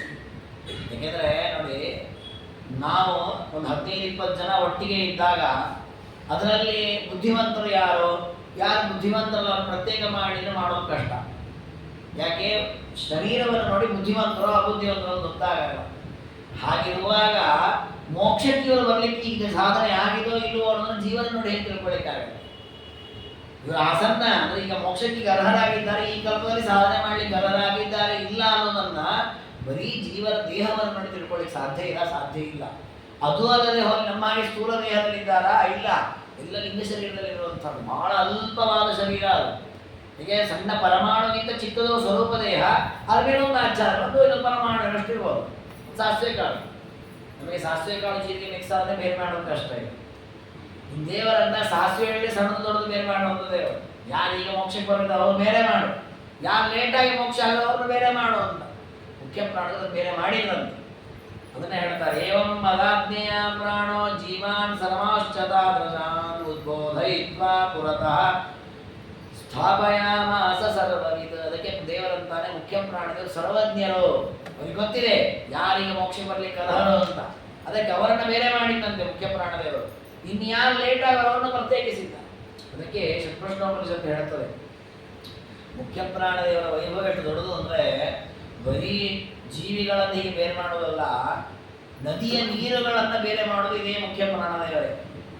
ನಾವು ನೋಡ್ತೇವೆ, ಕಾವೇರಿ ನದಿ ಸಮುದ್ರಕ್ಕೆ ಹೋಗಿ ಸೇರುತ್ತೆ, ತುಂಗಭದ್ರಾ, ಕಪಿಲ ಇವೆಲ್ಲ ಸಣ್ಣ ಸಣ್ಣ ನದಿಗಳು, ದೊಡ್ಡ ನದಿ ಗಂಗಾ, ಯಮುನಾ ಎಲ್ಲ ನದಿಗಳು ಸಮುದ್ರಕ್ಕೆ ಹೋಗಿ ಸೇರುತ್ತೆ. ಸಮುದ್ರಕ್ಕೆ ಹೋಗಿ ಸೇರಿದ ಮೇಲೆ ಸಮುದ್ರದಲ್ಲಿರುವಂತಹ ನೀರು ಆವಿಯಾಗಿ ಮೋಡಕ್ಕೆ ಹೋಗುತ್ತೆ. ಮೋಡದಲ್ಲಿ ಮಳೆ ಬಂದು ಮತ್ತೆ ಎಲ್ಲ ಕಡೆ ಮಳೆ ಆಗತ್ತೆ ದೇವತೆ, ಮತ್ತೆ ಎಲ್ಲ ನದಿಗಳಲ್ಲಿ ನೀರು ಬರ್ತದೆ. ಇಲ್ಲಿ ವ್ಯವಸ್ಥೆ ಹೇಗೆ ಮಾಡಿದ್ದಾನೆ ದೇವರು ಅಂದ್ರೆ, ಯಾವ ನದಿಯ ನೀರು ಸಮುದ್ರಕ್ಕೆ ಹೋಗಿ ಸೇರಿದೆ, ಸಮುದ್ರದಲ್ಲಿ ಹೋಗಿ ಸೇರಿದಾಗಲೂ ಅದು ಅದೇ ನದಿ ನೀರಾಗಿಯೇ ಇರುತ್ತದೆ. ಎಷ್ಟು ಸೂಕ್ಷ್ಮ ಇದೆ. ಯಾಕೆ ನದಿಯ ನೀರು ಅಂದ್ರೆ, ನೀರು ಅಂತ ಯಾವುದೇ ಒಂದು ಲೋಟ ನೀರು ತಗೊಂಡ್ರೆ ಅದರಲ್ಲೊಂದು ಅನಂತ ಸಂಖ್ಯೆಯಲ್ಲಿ ಪರಮಾಣು ನೀರಿನ ಕಣಗಳೇ ಇರ್ತಾವೆ ಅಲ್ವಾ. ಒಂದು ಚಮಚೆ ನೀರು ತಗೊಂಡ್ರೆ ಅದರಲ್ಲಿ ಎಷ್ಟು ಹನಿ ಇರ್ಬೋದು. ಒಂದು ಹನಿಯಲ್ಲಿ ಎಷ್ಟೋ ನೀರಿನ ಪರಮಾಣುಗಳಿದೆ. ಆ ಒಂದೊಂದು ನೀರಿನ ಪರಮಾಣುವಿನ ಮೇಲೋದಕ್ಕೆ ಹೆಸರಿದೆ. ಇದು ಕಾವೇರಿ ನೀರು, ತುಂಗಭದ್ರಾ ಅಂತ ಹೆಸರಿದೆ. ಅದಕ್ಕೆ ಯಾರಿಗೆ ಕಾಣುತ್ತೆ? ನಮಗೆ ಯಾರಿಗೆ ಕಾಣೋದು. ಆದ್ರೆ ಸಮುದ್ರಕ್ಕೆ ಹೋಗಿ ಸೇರಿದಾಗ ನಾವು ನೋಡ್ತೀವಿ, ಓ ನೋಡಿ ಇಲ್ಲಿ ಸಂಗಮ ಆಯಿತು, ಗಂಗಾ ಸಾಗರ ಸಂಗಮ, ಪವಿತ್ರ ಸ್ನಾನ ಮಾಡಿದ್ವಿ. ನಮಗೆ ನೋಡುವಾಗ ಇಲ್ಲಿ ಗಂಗಾ ಬರ್ತದೆ, ಇಲ್ಲಿ ಸಮುದ್ರ ಇದೆ ಅಂತ ಅಷ್ಟು ಗೊತ್ತಾಗತ್ತೆ. ಬಿಟ್ರೆ ಎರಡೂ ನೀರು ಮಿಕ್ಸ್ ಆದಾಗ ಗಂಗೆಯ ನೀರು ಯಾವುದು, ಸಮುದ್ರದ ನೀರು ಯಾವುದು ನಮ್ಗೆ ಗೊತ್ತಾಗಲ್ಲ. ಅದು ಮುಖ್ಯ ಪ್ರಾಣಿಗಳು ಇದು ಗೊತ್ತಿದೆ. ಅವರು ಏನು ಮಾಡ್ತಾರೆ, ಸಮುದ್ರದಲ್ಲಿರುವಂತಹ ಎಲ್ಲಾ ನದಿಯ ನೀರುಗಳು ಸೇರಿಕೊಂಡಾಗ ಅದು ಆವಿಯಾಗುವಾಗ ಗಂಗಾ ನದಿಯ ನೀರಿನ ಕಣಗಳನ್ನೆಲ್ಲ ಒಂದು ಮೋಡಕ್ಕೆ ಸೇರಿಸ್ತಾರೆ, ಯಮುನಾ ನದಿಯ ನೀರಿನ ಕಣಗಳನ್ನ ಇನ್ನೊಂದು ಮೋಡಕ್ಕೆ, ಹೀಗೆ ಪ್ರತ್ಯೇಕ ವ್ಯವಸ್ಥೆ ಮಾಡಿ ಆ ಮೋಡಗಳು ಆ ನದಿಯ ಮೇಲೆ ಮಳೆ ಸುರಿಯುವಂತೆ ಮಾಡುತ್ತಾರೆ. ಆಗ ಗಂಗಾ ನದಿಯ ನೀರಿನನ್ನು ಹೊತ್ತಿರುವಂತಹ ಮೋಡ ಬದರಿ ಮೊದಲಾದ ಕ್ಷೇತ್ರದಲ್ಲಿ ಮಳೆ ಸುರಿದು ಗಂಗಾ ನದಿಯಾಗಿ ಹರಿದು ಬರ್ತದೆ. ಎಷ್ಟು ವ್ಯವಸ್ಥಿತವಾಗಿದೆ. ಇದನ್ನು ಒಪ್ಪದೇ ಏನಾಗತ್ತೆ ಅಂದ್ರೆ, ಗಂಗಾ ನದಿ ನೀರು ಅಂದ್ರೆ ಏನು? ವಿಷ್ಣುವಿನ ಪಾದೋದಕ, ಪರಮಾತ್ಮನ ಪಾದಕ ಅಭಿಷೇಕ ಮಾಡಿದ ನೀರು. ಅದು ಹರ್ಕೊಂಡು ಬಂದು ಸಮುದ್ರ ಸೇರಿತು. ಆ ಸೇರಿದ ಮೇಲೆ ಮುಗಿಯಿತು, ನೀರನ್ನು ಹೋಯ್ತು. ಇನ್ನು ಮುಂದೆ ವಿಷ್ಣುವಿನ ಪಾದೋದಕ ಇಲ್ಲ ಅಂತ ಆಗಿಬಿಡ್ಬೇಕು. ಯಾಕೆ? ವಿಷ್ಣು ಪಾದೋದಕ ಸಮುದ್ರ ಸೇರ್ಕೊಂಡ್ಬಿಡ್ತಾವ. ಹಾಗಾಗಲಿಲ್ಲ. ವಿಷ್ಣುವಿನ ಪಾದೋದಕ ಇವತ್ತು ಗಂಗೆಯನ್ನು ಸೇರ್ತೇವೆ. ಯಾಕೆ ಅಂದ್ರೆ ಪರಮಾತ್ಮನ ಪಾದಸ್ಪರ್ಶ ಮಾಡಿದ ನೀರಿನ ಹನಿ ಏನಿದೆ ಅದೇ ನೀರಿನ ಹನಿ ಮತ್ತು ಮಳೆಯಾಗಿ ಮತ್ತೆ ಗಂಗೆಯಲ್ಲಿ ಬರುತ್ತೆ. ಅದನ್ನು ಶುದ್ಧವಾಗಿ ಬರುತ್ತೆ ಅಷ್ಟೇ. ಬಿಟ್ಬಿಟ್ರೆ ಅದು ತಾತ್ಪರ್ಯ ವಾಯುದೇವರಿಗೆ ಎಂಥ ಜ್ಞಾನ ಇದೆ. ಒಂದೊಂದು ನದಿಯ ನೀರಿನ ಹನಿಯ ಕಣಗಳ ಜ್ಞಾನವೂ ಇದೆ. ಅದು ಎಲ್ಲಿದೆ, ಅದನ್ನು ಎಲ್ಲಿ ಸೇರಿಸಬೇಕು, ಎಲ್ಲಿ ಮುಟ್ಟಿಸಬೇಕು ಅನ್ನೋ ಜ್ಞಾನ ಇದೆ. ಅದನ್ನು ಮೀರಿದ ವ್ಯಾಪಾರ ಈ ಜೀವನ ಪ್ರತ್ಯೇಕಿಸುವ ವ್ಯಾಪಾರ. ಯಾಕೆ? ನೀರಿಗಿಂತಲೂ ಸೂಕ್ಷ್ಮ ಜೀವನ ಪರಿಸ್ಥಿತಿ. ಅದು ಇನ್ನೂ ಸೂಕ್ಷ್ಮ ಅಂತಂದ್ರೆ ಜೀವನ ಕರ್ಮಕ್ಕನುಗುಣವಾಗಿ ಫಲ ಕೊಡುವಂಥದ್ದು. ಎರಡು ಒಬ್ಬೊಬ್ಬ ಜೀವನ ಕರ್ಮ ಒಂದೊಂದು ಸಮುದ್ರ ಇದ್ದ ಹಾಗೆ. ನಾವು ಎಷ್ಟು ಜೀವನದಲ್ಲಿ ಎಷ್ಟು ಕರ್ಮ ಮಾಡಿದ್ದೇವೆ, ಅಷ್ಟು ಕರ್ಮಗಳ ಫಲಕ್ಕನುಗುಣವಾಗಿ ಈ ಜನ್ಮದಲ್ಲಿ ಈ ವಯಸ್ಸಿನಲ್ಲಿ ಈ ದಿನ ಯಾವ ಫಲ ಕೊಡಬೇಕು ಅದೇ ಕೊಡಬೇಕು. ವ್ಯತ್ಯಾಸ ಆಗಬಾರ್ದು. ವ್ಯತ್ಯಾಸ ಬೈದು ಬಿಡ್ತೇವೆ ನಾವು ದೇವರನ್ನ. ಏನಪ್ಪ ವ್ಯತ್ಯಾಸ ಆಗದೇ ಇದ್ದಾಗಲೇ ಬೈತೇವೆ, ದೇವರು ಹಿಂಗ್ಯಾಕೆ ಮಾಡಿದ ನನಗೆ ಅಂತ. ನಾವು ಮಾಡಿದ್ದನ್ನು ನಾವು ನೆನಪಿಸ್ಕೊಳ್ಳಲ್ಲ. ಹಾಗಿರುವಾಗ ವಾಯುದೇವರು ನಮ್ಮ ನಮ್ಮ ಕರ್ಮಕ್ಕನುಗುಣವಾಗಿ ಕರ್ಮಗಳನ್ನು ಕೊಟ್ಟು ಅದೇ ರೀತಿ ಸೃಷ್ಟಿಯ ಆರಂಭದಲ್ಲಿ ಲಿಂಗ ಶರೀರ ಬದ್ಧರಾಗಿ ಈಗ ಸಾಧನೆ ಮಾಡಲಿಕ್ಕೆ ಅರ್ಹರಾದವರು ಅಂತ ಯಾರಿದ್ದಾರೆ ಅವರನ್ನು ಪ್ರತ್ಯೇಕಿಸಿ ಪರಮಾತ್ಮ ನಿಲ್ಲಿಸ್ತಾರೆ. ದೇವರೇ, ಇವರಿಷ್ಟು ಜನ ಈಗ ಮೋಕ್ಷಕ್ಕೆ ಜೊತೆ ಬರಲಿಕ್ಕೆ ಅರ್ಹರು. ಆಗ ಪರಮಾತ್ಮ ಅವರನ್ನ ಮತ್ತೆ ಈ ಪ್ರಾಣವನ್ನು ಸೇರಿಸಿಕೊಂಡು ಸೃಷ್ಟಿ ಮಾಡ್ತಾನೆ. ಆ ಪ್ರಾಣನೇ ಬ್ರಹ್ಮನಾಗಿ ಬರ್ತಾರೆ. ಮತ್ತೆ ಈ ಜೀವರೆಲ್ಲ ಸಾಧನೆ ಮತ್ತೆ ಮನುಷ್ಯರು ಅವರ ಯೋನಿಗಳಲ್ಲಿ ಹುಟ್ಟುತ್ತಾರೆ. ಮತ್ತು ಹೀಗೆ ಪರಮಾತ್ಮ ಸೃಷ್ಟಿಯ ಆರಂಭದಲ್ಲಿ ಮುಖ್ಯ ಪ್ರಾಣದೇವರ ಮೂಲಕ ಈ ಒಂದು ಕಾಲದಲ್ಲಿ ಅದು ಈ ಒಂದು ಬ್ರಹ್ಮದೇವರ ಕಲ್ಪದಲ್ಲಿ ಯಾರೆಲ್ಲ ಸಾಧನೆ ಮಾಡಲಿಕ್ಕಾರೋ ಅವರನ್ನು ಪ್ರತ್ಯೇಕಿಸಿ ಆದ ಮೇಲೆ ಅದರಲ್ಲಿ ಮೊದಲು ದೇವತೆಗಳನ್ನು ವಿಭಾಗ ಮಾಡಿಕೊಂಡು, ದೇವತೆಗಳು ಇಂದ್ರಾದಿ ದೇವತೆಗಳೆಲ್ಲ ಇದ್ದಾರೆ. ಆ ದೇವತೆಗಳನ್ನೆಲ್ಲ ಪರಮಾತ್ಮ ಹೇಳಿದಂತೆ ಏನಂತ, ಇತ್ಯುಕ್ತ ಸಮಯ ಪ್ರಾಣ ತಾನಪ್ಯಾದಾಯ ತಸ್ಥಿವಾನ್. ಪ್ರಾಣದೇವರಿಗೆ ಪರಮಾತ್ಮ ಹೇಳಿದ, ಮುಖ್ಯ ಪ್ರಾಣ, ಈ ಜೀವರಾಶಿಗಳಲ್ಲಿ ದೇವತೆಗಳು ಅಂತ ಏನಿದ್ದಾರೆ ಅವರನ್ನು ಪ್ರತ್ಯೇಕಿಸಿ. ನೋಡಿ, ಹೊಸ ದೇವತೆಗಳದ್ದು ಕೂಡ ನಮ್ಮ ಹಾಗೆ ಅಣು ಶರೀರವೇ. ಅವ್ರದ್ದು ಪರಮಾಣು ಆಕಾರದ ಬಹಳ ಸಣ್ಣದಾದ ದೇಹ, ಅವರಿಗೂ ಲಿಂಗ ಶರೀರ ಇದೆ. ಅದು ನಮಗಿಂತ ಉತ್ತಮರು, ನಾವು ಚಿಕ್ಕವರು. ಅಂತಹ ದೇವತೆಗಳನ್ನೆಲ್ಲ ಕರ್ಕೊಂಡ್ಬಂದ್ರು ಇಂದ್ರದೇವರು, ಪ್ರಾಣದೇವರು ಕರ್ಕೊಂಡ್ಬಂದು ಪರಮಾತ್ಮನೊಂದು ನಡೆಸಿದ್ರು. ಇಂದ್ರದೇವರು, ಗರುಡ, ಚಂದ್ರ ಎಲ್ಲ ದೇವತೆಗಳು ನಿಂತಿದ್ದಾರೆ ದೇವತೆಗಳಿಗೆ. ಆಗ ಪರಮಾತ್ಮ ಹೇಳಿದ, ಮುಖ್ಯ ಪ್ರಾಣ, ಇವರಿಗೆಲ್ಲ ಒಂದು ದೇಹ ಕೊಡಬೇಕು. ಅದಕ್ಕೆ ಒಂದು ದೇಹದಲ್ಲಿ ಅವರನ್ನು ಪ್ರವೇಶ ಮಾಡಿಸಿದ. ಯಾವ ದೇಹದಲ್ಲಿ? ಒಂದು ಪ್ರಾಣಿಯ ಶರೀರವನ್ನು ತೆಗೆದುಕೊಂಡು ಅದರ ಒಂದೊಂದು ಅವಯವಗಳಲ್ಲಿ ಒಂದೊಂದು ದೇವತೆಯನ್ನು ಪ್ರವೇಶ ಮಾಡಿಸಿದ. ಮನಸ್ಸಿ ಇಂದ್ರಂ ನ್ಯವೇಶಯತ, ಮನಸ್ಸಿನಲ್ಲಿ ಇಂದ್ರನನ್ನು ಪ್ರವೇಶ ಮಾಡಿಸಿದ. ಕಿವಿಯಲ್ಲಿ ದಿಗ್ದೇವತೆಗಳನ್ನು ಸ್ಥಾಪನೆ ಮಾಡಿಸಿದ. ತ್ವಗೀಂದ್ರಿಯದಲ್ಲಿ ಸೂರ್ಯನನ್ನ, ಕಣ್ಣಿನಲ್ಲಿ ಸೂರ್ಯ, ತ್ವಗೀಂದ್ರಿಯದಲ್ಲಿ ವಾಯುವನ್ನ, ನಾಲಿಗೆಯಲ್ಲಿ ವರುಣನನ್ನ, ಹೀಗೆ ಈ ತತ್ವಗಳನ್ನು ಪರಮಾತ್ಮ ಸೃಷ್ಟಿ ಮಾಡಿ ಅದರ ಅಭಿಮಾನಿ ದೇವತೆಗಳನ್ನು ತನ್ನ ಯಾವ ಯಾವ ಅವಯದಿಂದ ಸೃಷ್ಟಿ ಮಾಡ್ತಾನೆ, ಮುಂದೆ ಮಾಡಲಿಕ್ಕಿದ್ದಾನೆ ಅದನ್ನು. ಅದಕ್ಕಿಂತ ಮೊದಲು ಪರಮಾತ್ಮ ಏನು ಮಾಡಿದ, ಒಂದು ದೇಹದಲ್ಲಿ ಅವರನ್ನು ಆ ಜಾಗದಲ್ಲಿ ಇಟ್ಟ. ಮುಂದೆ ಅಲ್ಲೇ ಸೃಷ್ಟಿ ಮಾಡೋನಿದ್ದಾನೆ, ಮೊದಲು ಹಾಗೆ ಮಾಡಿದ್ನು. ತದ ಸಂಪೀಡ್ಯಮಾನಾಸ್ತಾದಾಮಾಂ ಶರಣಂ ಗಿಯುಃ ಸ್ಥಾನಂ ಪ್ರತಿಶಯತ್ರಸ್ಥ ವಿಷಯಾನ್ ಭುಜ್ಮಹೇ ವಯಂ. ಆಗ ಅವ್ರೇನು ಮಾಡಿದ್ರು, ಅವರನ್ನೆಲ್ಲ ಶರೀರದ ಒಂದೊಂದು ಸ್ಥಾನದಲ್ಲಿ ಇಟ್ಟಿದ್ದಾನೆ ಪರಮಾತ್ಮ. ಆ ದೇವತೆಗಳಿಗೆಲ್ಲ ಹಸಿವೆ ಬಾಯಾರಿಕೆ ಶುರುವಾಯಿತು. ದೇಹದಲ್ಲಿ ಕುತ್ಕೊಂಡ್ರು, ಕಣ್ಣಿನಲ್ಲಿ ಕುಂತಿರೋ ದೇವತೆ, ಕಿವಿಯಲ್ಲಿ ಆ ಕೆಲಸ ಮಾಡಬೇಕಲ್ಲ, ಅವರು ಕೆಲಸ ಮಾಡಬೇಕು ಅನ್ನೋದಕ್ಕೋಸ್ಕರ ಅವರೆಲ್ಲ ಪರಮಾತ್ಮನನ್ನು ಶರಣ ಹೊಂದಿ ಪ್ರಾರ್ಥನೆಯನ್ನು ಮಾಡಿದಂತೆ. ನಮಗೆ ಹಸಿವು ಬಾಯಾರಿಕೆ ಆಗ್ತಾ ಇದೆ, ಇಲ್ಲಿ ಕುತ್ಕೊಳ್ಳಿಕ್ಕೆ ಆಗ್ತಾ ಇಲ್ಲ, ಅದಕ್ಕೆ ಏನಾದರೂ ಮಾಡು, ನಿಮ್ಮ ವ್ಯವಸ್ಥೆಯನ್ನು ಮಾಡು ಅಂತ ಕೇಳಿದ್ರು. ಅದಕ್ಕೆ ಪರಮಾತ್ಮ ಅವರ ಎಲ್ಲ ಹಸಿವು ಬಾಯಾರಿಕೆ ಪರಿಹಾರ ಮಾಡಬೇಕು ಅಂತಂತ ಆಲೋಚನೆಯನ್ನ ಮಾಡಿ ತಾನು ಅವರ ದೇಹದೊಳಗೆ ಪ್ರಾಣವನ್ನು ಪ್ರವೇಶ ಮಾಡಿಸಿದ. ಮುಖ್ಯ ಪ್ರಾಣ ಇದು ಬಿಟ್ಟ ಅಂತಾದರೆ ಇವರಿಗೆ ಯಾವ ಸಮಸ್ಯೆಯೂ ಆಗಲ್ಲ ಅಂತ ಪ್ರಾಣವನ್ನು ಪ್ರವೇಶ ಮಾಡಿಸಿದ. ಇಷ್ಟು ಪ್ರವೇಶ ಮಾಡಿಸಿದ ಮೇಲೆ ಪರಮಾತ್ಮ ಆ ದೇವತೆಗಳೆಲ್ಲ ದೇಹದಲ್ಲಿ ಸುಖವಾಗಿದ್ರು. ಆ ದೇವತೆಗಳಿಗೆ ಸಮಾಧಾನ ಇಲ್ಲ, ಹಸಿವು ಬಾಯಾರಿಕೆ ಹೋಯಿತು, ಅವರಿಗೆ ಸಮಾಧಾನವೇ ಇಲ್ಲ. ಯಾವುದೊಂದು ಪ್ರಾಣಿ ಶರೀರದಲ್ಲಿ ಇದ್ದೇವೆ ಅಂತ ದೇವರೇನು ಮಾಡಿದ, ದೇವರೇನು ಮೊದಲು ಅನೇಕ ದೇಹಗಳನ್ನು ನಿರ್ಮಾಣ ಮಾಡಿಟ್ಟಿದ್ದಾನೆ. ಹಿಂದೆ ಬಂದಿದೆ, ಎಲ್ಲ ವಿಧವಾದಂತಹ ದೇಹವನ್ನು ಸೃಷ್ಟಿ ಮಾಡಿದ ದೇವರು. ತಾಮಸ ಅಹಂಕಾರದ ಭಾಗದಿಂದ ಅನೇಕ ಯೋನಿಯ ದೇಹಗಳನ್ನು ಸೃಷ್ಟಿ ಮಾಡಿದ್ದ ಅಂತ. ಎಲ್ಲ ಗೊಂಬೆಗಳಿವೆ. ದೇವರು ಒಂದೊಂದು ಶರೀರವನ್ನು ತೋರಿಸಿದಂತೆ ದೇವತೆಗಳಿಗೆ. ಅಶ್ವಂ ದರ್ಶಯಾಮಾಸ, ಕುದುರೆಯನ್ನು ತೋರಿಸಿದ ಪರಮಾತ್ಮ. ನೋಡಿ, ಕುದುರೆ ಇದೆ, ಇದರೊಳಗೆ ಪ್ರವೇಶ ಮಾಡಿ ಅಂತ. ದೇವತೆಗಳನ್ನು ಇದು ಅವನಿಗೆ ಖುಷಿ ಆಗಲಿಲ್ಲ ಅಂತ. ಸರಿ ಅಂತ ಒಂದು ಹಸುವನ್ನು ತೋರಿಸಿದಂತೆ ಪರಮಾತ್ಮ. ತತ್ರಾಪ್ಯಸುರ ತೃಪ್ತಯ, ಆಗಲೂ ಅವರಿಗೆ ತೃಪ್ತಿಯಾಗಿ ಅದರಲ್ಲೂ ಕೂಡ ಸಂತೋಷ ಅನ್ನಿಸ್ತು. ಹೋಗಿ ಬಂದರು, ಇಲ್ಲ ದೇವರು ಇದರಲ್ಲೂ ಏನೋ ಸಮಾಧಾನ ಇಲ್ಲ. ಆ ನಂತರ ಪರಮಾತ್ಮ ಒಂದು ಮನುಷ್ಯ ಶರೀರವನ್ನು ನಿರ್ಮಾಣ ಮಾಡಿದ ತೋರಿಸಿದಂತೆ, ಇದರೊಳಗೆ ನೀವು ಪ್ರವೇಶ ಮಾಡಿ. ತತ್ವೇನ ಭೂಯಸ ಭೂಯೋ ಭಾವಿನಾಂ ಸ್ವಯಮೇವ ಹಿ ತಾಮದರ್ಶಯಮೇತಾಭ್ಯೋ ವರಮಿತ್ಯಬ್ರಹ್ಮಶ್ಚತಃ. ಆಗ ದೇವತೆಗಳನ್ನಂತೆ, ಆ ದೇವರಿಗೆ ಒಳ್ಳೆ ಶರೀರ ಇದೆ. ದೇವತೆಗಳಿಗೆ ಸಂತೋಷವಾದದ್ದು ಯಾವಾಗ ಅಂದರೆ ಮನುಷ್ಯ ಶರೀರ ನೋಡಿದಾಗ ಸಂತೋಷವಾಗಿದೆ. ಇದರೊಳಗೆ ನಾವು ಪ್ರವೇಶ ಮಾಡೋಣ, ಇದರೊಳಗೆ ಇಲ್ಲಿ ಚೆನ್ನಾಗಿದೆ. ಭಾಗವತದಲ್ಲಿ ಇದಕ್ಕೆ ಹತ್ತಿರವಾಗುವ ಒಂದು ಕಥೆ ಇದೆ. ಏನಂದ್ರೆ ಬ್ರಹ್ಮದೇವರು ಸೃಷ್ಟಿ ಮಾಡುವಾಗ ಈ ವಿಚಾರ ಹೇಳ್ತಾರೆ. ಬ್ರಹ್ಮದೇವರು ಅನೇಕ ದೇವರನ್ನೆಲ್ಲ ಕಥೆ ಹೇಳ್ತಾ ಇದ್ದಾನೆ, ಮತ್ತೆ ಬ್ರಹ್ಮದೇವರು ಸೃಷ್ಟಿ ಮಾಡಿಸ್ತಾನೆ. ಈ ಬ್ರಹ್ಮದೇವರು ಸೃಷ್ಟಿ ಮಾಡುವಾಗ ಬೇರೆ ಬೇರೆ ಪ್ರಾಣಿಗಳನ್ನು ಸೃಷ್ಟಿ ಮಾಡಿದ್ದರು. ಅಷ್ಟೆಲ್ಲ ಸೃಷ್ಟಿ ಮಾಡಿ ಅವ್ರಿಗೆ ಸಮಾಧಾನ ಆಗಿರಲಿಲ್ಲ. ಯಾವಾಗ ಅವರು ಮನುಷ್ಯರನ್ನು ಸೃಷ್ಟಿ ಮಾಡೋರಿಗೆ ಅವರಿಗೆ ಸಮಾಧಾನ ಆಗಿರೋದೇವೆ. ಇಷ್ಟು ಪ್ರಾಣಿಗಳ ಪೈಕಿ ಮನುಷ್ಯನನ್ನು ಸೃಷ್ಟಿ ಮಾಡಿದ್ದರೆ ಇದು ಸಾರ್ಥಕ ಸೃಷ್ಟಿ. ತಾತ್ಪರ್ಯ ಆ ಕಥೆಗೂ ಈ ಕಥೆ ಎರಡೂ ಇಟ್ಕೊಂಡಾಗ ನಮಗೆ ತಿಳಿಬೇಕಾದ ತತ್ವ ಏನು ಅಂದರೆ, ಮನುಷ್ಯ ಶರೀರದ ಮೇಲೆ ದೇವತೆಗಳಿಗೆ ಬಹಳ ಪ್ರೀತಿ. ಯಾಕೆ ಅಂದರೆ 84,000 ಏನು ಯೋನಿಗಳಿವೆ, 84 ಲಕ್ಷ ಯೋನಿಗಳೇನಿದೆ, ಇವುಗಳಲ್ಲಿ ಸಾಧನೆ ಮಾಡಲಿಕ್ಕೆ ಇರತಕ್ಕ ಅವಕಾಶ ಕೇವಲ ಮನುಷ್ಯನಿಗೆ ಮಾತ್ರ, ಇನ್ಯಾವುದಕ್ಕೂ ಸಾಧನೆ ಮಾಡಲಿಕ್ಕೆ ಅವಕಾಶವಿದೆ. ನೋಡಿ, ಚಮತ್ಕಾರ ಅಂದರೆ ಹಸು ದೇವರ ಸೇವೆಗೆ ಬೇಕಾದಷ್ಟು ತನ್ನ ದೇಹವನ್ನು ವಿನಿಯೋಗ ಮಾಡುತ್ತೆ. ಹಸುವಿನ ದೇಹದಲ್ಲಿಯೇ ಕೋಟಿ ಕೋಟಿ ದೇವತೆಗಳಿದ್ದಾರೆ. ಅದೇ ರೀತಿ ಜಿಂಕೆ, ಅದರ ಮೇಲಿನ ಚರ್ಮದಿಂದಲೇ ನಾವು ಕೃಷ್ಣಾಜಿನ ಅಂತ ಕರಿತೇವೆ, ಆಸನವನ್ನಾಗಿ ಮಾಡಿಕೊಳ್ತೇವೆ.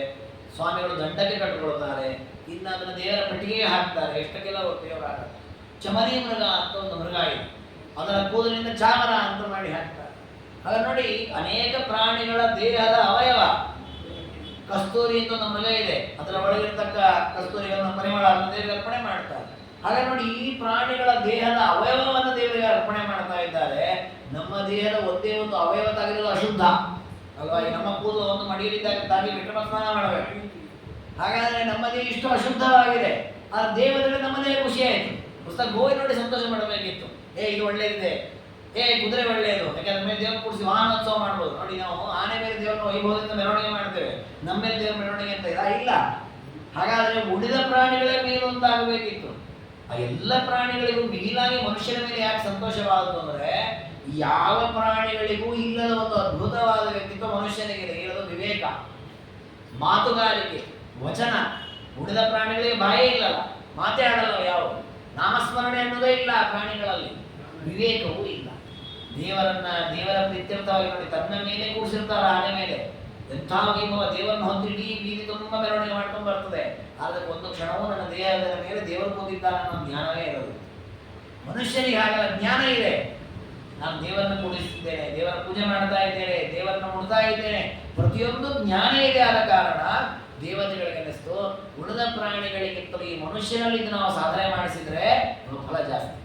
ಈಗ ಆ ಪ್ರಾಣಿಗಳಿಗೆ ಜ್ಞಾನವೇ ಇಲ್ಲಲ್ಲ, ಅವುಗಳಲ್ಲೂ ಅವು ಕಣ್ಣಿನಲ್ಲಿ ಸೂರ್ಯ ಇರ್ತಾನೆ, ಹಸು ಮೊದಲಾದ ಪ್ರಾಣಿಗಳ ಕಣ್ಣಿನಲ್ಲೂ ಸೂರ್ಯ ಇದ್ದಾನೆ. ಆದರೆ ಆ ಸೂರ್ಯನಿಂದ ಆಗುವ ಸಾಧನೆ ಬಹಳ ಅಲ್ಪ ಆಗಿರ್ತದೆ. ಯಾಕೆ ಆ ಹಸು ಮೊದಲಾದ ಪ್ರಾಣಿಗಳು ದೇವರನ್ನು ನೋಡಬೇಕು ಅಂತ ದೇವಸ್ಥಾನಕ್ಕೆ ಬರೋದು, ದೇವರ ಪ್ರತಿಮೆ 15-20 ನಿಮಿಷ ಕುತ್ಕೊಂಡು ನೋಡೋದು ಮಾಡಲ್ಲ. ಮನುಷ್ಯ ಆಗಲ್ಲ. ಮನುಷ್ಯನ ಕಣ್ಣಿನಲ್ಲಿರ್ತಕ್ಕಂಥ ಸೂರ್ಯದೇವ ಕಣ್ಣನ್ನು ಚೆನ್ನಾಗಿ ತೋರಿಸಿದ್ರೆ ಅನೇಕ ಬಾರಿ ಗ್ರಂಥಗಳನ್ನು ಓದ್ಬೋದು, ಅನೇಕ ಬಾರಿ ಪರಮಾತ್ಮನ ರೂಪಗಳ ಚಿಂತನೆಯನ್ನು ಮಾಡಲಿಕ್ಕೆ ಅವರು ದೇಹ ರೂಪದ ಎದುರಿಗೆ ಕೂತ್ಕೊಂಡು ಆ ರೂಪವನ್ನು ಆಪಾದ ಮೌಳಿಯಾಗಿ ನೋಡ್ಬೋದು, ಚಿತ್ರಗಳನ್ನು ನೋಡ್ಬೋದು. ಹಾಗೆ ಈ ಕಣ್ಣಿನ ಬಗ್ಗೆ ಎಷ್ಟೆಲ್ಲ ಸತ್ಕರ್ಮಗಳನ್ನು ಮಾಡಲಿಕ್ಕಾಗತ್ತೆ. ಹಾಗಾದ್ರೆ ಸೂರ್ಯನಿಗೆ ಸಂತೋಷವಾಯಿತು, ನಾನು ಮನುಷ್ಯನ ಕಣ್ಣಿನಲ್ಲಿ ಇದ್ದೆ ಅಂತಾದ್ರೆ ಬಹಳಷ್ಟು ಪುಣ್ಯ ಸಂಪಾದಿಸಬಹುದು. ಯಾಕೆಂದ್ರೆ ನಾವು ಮಾಡೋ ಪುಣ್ಯಕ್ಕಿಂತ 16-20 ಪಟ್ಟು ಅಧಿಕ ಪುಣ್ಯ ದೇವತೆಗಳಿಗೆ, ಯಾಕೆ ನಮ್ಮಿಂದ ಪ್ರೇರಣೆ ಮಾಡಿಸಿರ್ತಾರಲ್ಲ. ಹಾಗಾಗಿ ದೇವತೆಗಳು ಉಳಿದ ಎಲ್ಲ ಜೀವ ಶರೀರಕ್ಕಿಂತಲೂ ಮನುಷ್ಯ ಶರೀರವನ್ನು ಬಹಳ ಸಂತೋಷ ಪಡ್ತಾರೆ. ಆದರೆ ಯಾವಾಗ ಈ ಸಂತೋಷ ಪಡೋದು, ಅದು ಸತ್ಕರ್ಮಕ್ಕೆ ವಿನಿಯೋಗ ಆದರೆ ಆ ದೇಹ, ಅದು ಕೆಟ್ಟ ಕೆಲಸಕ್ಕೆ ವಿನಿಯೋಗ ಅಷ್ಟೇ ಶಾಪ ಹಾಕ್ತಾರೆ ದೇವರು. ಎಂಥ ಒಳ್ಳೆ ಶರೀರ ಕೊಟ್ಟಿದ್ದಾನೆ ದೇವರು, ಎಂಥ ಒಳ್ಳೆ ಕಣ್ಣು ಕಿವಿ ಕೊಟ್ಟು ಒಳ್ಳೆ ಬುದ್ಧಿ ಕೊಟ್ಟು ಇದನ್ನು ಕೆಟ್ಟದಕ್ಕೆ ವಿನಿಯೋಗ ಮಾಡಿದ್ದಲ್ಲ ಅಂತ ಅದೇ ದೇವತೆಗಳು ಅದೇ ಜಾಗದಲ್ಲಿ ಕೂತು ಬೈತಾರಂತ, ಹಾಳಾಗಿ ಹೋಗಿ ಅವರು. ಹಾಗಾಗಿ ಅದರಲ್ಲಿ ವಿಷ್ಣು ರಹಸ್ಯ ಹೇಳುತ್ತೆ, ಬೇರೆ ಯಾವ ಪ್ರಾಣಿಯ ಶರೀರದೊಳಗೂ ತೃಪ್ತಿ ಕಾಣದ ದೇವತೆಗಳು ಮನುಷ್ಯ ಶರೀರವನ್ನು ನೋಡಿ ವರನಿತ್ಯ ಪ್ರವೀಸುರ, ದೇವತೆಗಳಲ್ಲಿ ಚೆನ್ನಾಗಿದೆ ಅಂತ ಸಂತೋಷಪಟ್ಟರು. ತದಾ ಪ್ರಾಣಂದು ದೇಹೇಸ್ಮಿನ್ ನಿವೇಶೇಂದ್ರಿಯ ದೇವತಾ ಸರ್ವಾನ್ ಜೀವಗಣಾಶ್ಚಾಪಿ ಸರ್ವಾನ್ ದೇವಾನ ವಿಸ್ಮಃ. ಆಗ ಪ್ರಾಣದೇವರ ಜೊತೆಗೆ ಎಲ್ಲ ದೇವತೆಗಳು ಮನುಷ್ಯ ಶರೀರದಲ್ಲಿ ಇದ್ದು ಪ್ರಾಣದೇವರ ಅಧೀನರಾಗಿ ಅವರೆಲ್ಲ ದೇಹದಲ್ಲಿ ಕೆಲಸ ಮಾಡಲಿಕ್ಕೆ ಶುರು ಮಾಡಿದ್ರು. ಅವೋಚಂ ಕೃಪಯಾ ತಾಭ್ಯಾಂ ಸರ್ವೇ ಸ್ಥಾನಂ ಭವಂತಿದಿ. ಆ ನಂತರ ಆ ದೇವತೆಗಳೆಲ್ಲ ಆ ದೇಹದಲ್ಲಿರತಕ್ಕ ಮುಖ್ಯ ಪ್ರಾಣ ಮತ್ತು ಪರಮಾತ್ಮ ಇಬ್ಬರನ್ನು ಕೂಡ ಪ್ರಾರ್ಥನೆ ಮಾಡಿದಂತೆ, ನೀವು ನಮಗೆ ಸರಿಯಾಗಿ ಮಾರ್ಗದರ್ಶನ ಮಾಡಬೇಕು.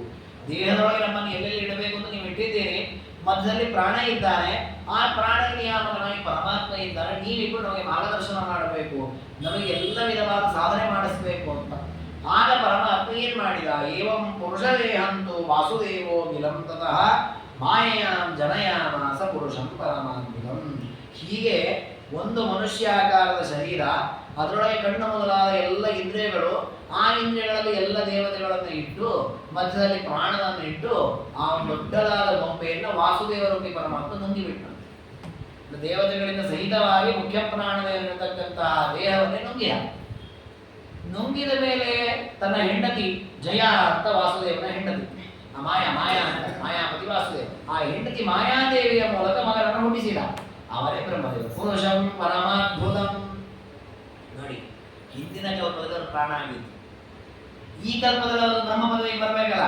ಅದಕ್ಕೆ ಅವರು ಹೇಳಿ ಜೀವನ ಬೇರ್ಪಡಿಸಿಕೊಂಡು ಆ ಜೀವನನ್ನೆಲ್ಲ ಪ್ರತ್ಯೇಕಿಸಿ ದೇವತೆಗಳು, ಈ ಕಲ್ಪದಲ್ಲಿ ಸಾಧನೆ ಮಾಡುವ ದೇವತೆಗಳನ್ನೆಲ್ಲ ಪ್ರತ್ಯೇಕಿಸಿ ಆ ದೇವತೆಗಳ ತತ್ವದಲ್ಲಿ ಎಲ್ಲೆಲ್ಲಿ ಅವರು ನಿಯಾಮಕರಾಗಿರ್ತಾರೆ, ಅಭಿಮಾನಿಗಳಾಗಿರ್ತಾರೆ, ಆ ಜಾಗದವರನ್ನು ಇಟ್ಟು ಇದೇ ಮುಂದೆ ನಡೆಯುವಂತಹದ್ದು ಆ ರೀತಿ ವ್ಯವಸ್ಥೆ ಮಾಡಿ ಅದನ್ನೇ ನುಂಗಿದ ಪರಮಾತ್ಮ.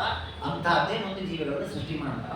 ಹಾಗೆ ಮೊದಲು ಬ್ರಹ್ಮದೇವರನ್ನು ಸೃಷ್ಟಿ ಮಾಡಿದ. ಪುರುಷಂ ಪರಮಾದ್ಭುತಂ ಸ್ವಸಹಾಯಂ ದ್ವಿತೀಯಂ ಸ ವಾಂಛಮಾನೋ ತಮಂ ಪ್ರತಿ ಮುಕ್ತವಾನ್ ದೇಹಿ ಮೇ ಸ್ವಾಮಿನ್ ಸಹಾಯಂ ಕೃಪೈವೈ. ಹೀಗೆ ಪರಮಾತ್ಮ ಬ್ರಹ್ಮದೇವರನ್ನ ಸೃಷ್ಟಿ ಮಾಡಿದ. ಆಗ ಬ್ರಹ್ಮದೇವರಂದ್ರು, ಪರಮಾತ್ಮ ನನಗೆ ಒಬ್ಬನೇ ಇದ್ದೇನೆ ನಾನು. ದೇವರು ಸೃಷ್ಟಿ ಮಾಡಿದಾಗ ನೋಡಿ, ಎಲ್ಲ ಪರಮಾತ್ಮ ಬ್ರಹ್ಮದೇವರು ಉಪದೇಶ ಮಾಡ್ತಾ ಇರೋ ಕತೆ, ಹಿಂದೆ ಆಗಿರೋ ಕತೆ ಹೇಳ್ತಾ ಇರೋದು. ಆಗ ಏನ್ ನಡೆದಿತ್ತು ಅಂತ ಹೇಳ್ತಾ ಇದ್ದಾನೆ. ಸೃಷ್ಟಿ ಆರಂಭದಲ್ಲಿ ಬ್ರಹ್ಮದೇವನ ಸೃಷ್ಟಿ ಮಾಡಿದಾಗ ಬೇರೆ ಯಾರು ಕಾಣಲಿಲ್ಲ, ದ್ವಿತೀಯ ವಸ್ತುವೇ ಇಲ್ಲ. ದ್ವಿತೀಯಂ ವಾಂಛಮಾನೋಥ ಮಾಂಪ್ರತಿ ಉಕ್ತವಾನ್ ದೇಹಿ ಮೇ ಸ್ವಾಮಿನ್ ಸಹಾಯ ಕೃಪೆ. ಬ್ರಹ್ಮದೇವರ ದೇವರೇ, ನನಗೆ ಯಾರು ಸಹಾಯಕರು, ನಾನು ಒಬ್ಬನೇ ಅಂತ ಆಗಿಬಿಟ್ಟಿದ್ದೇನೆ, ನನಗೆ ಭಯವಾಗತ್ತೆ, ನನಗೆ ಸಹಾಯಕರು ಬರಬೇಕು, ಅದಕ್ಕೆ ನನಗೆ ಯಾರನ್ನಾದ್ರೂ ಸಹಾಯಕ ವ್ಯವಸ್ಥೆಯನ್ನು ಮಾಡು ಅಂತ.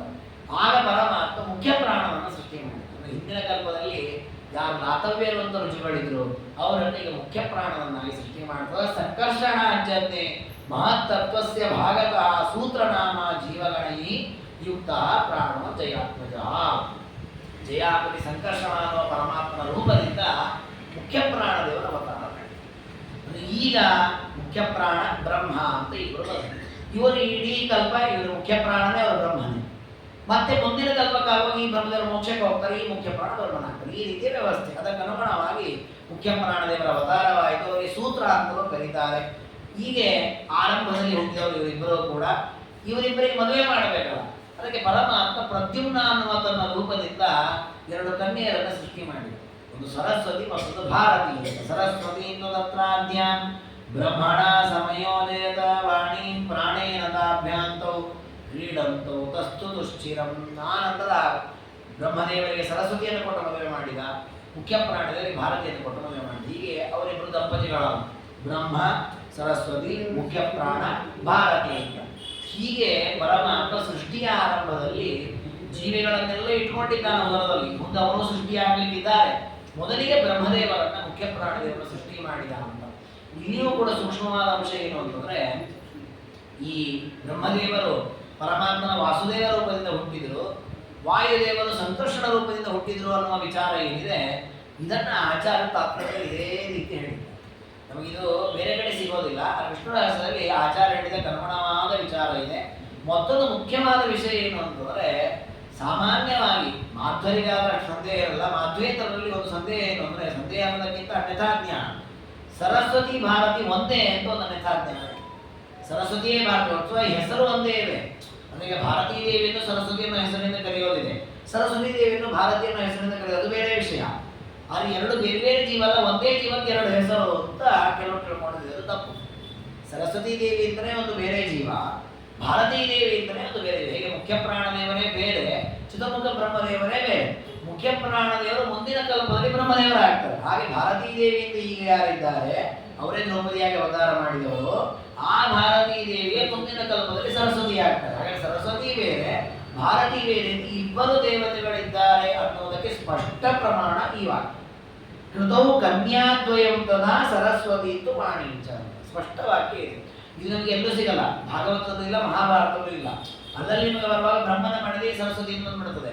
ಮುಖ್ಯ ಪ್ರಾಣ ಹೆಂಡತಿ ಭಾರತಿ ಅನ್ನೋ ವಿಚಾರ ಎಲ್ಲೂ ಸಿಗೋದಿಲ್ಲ.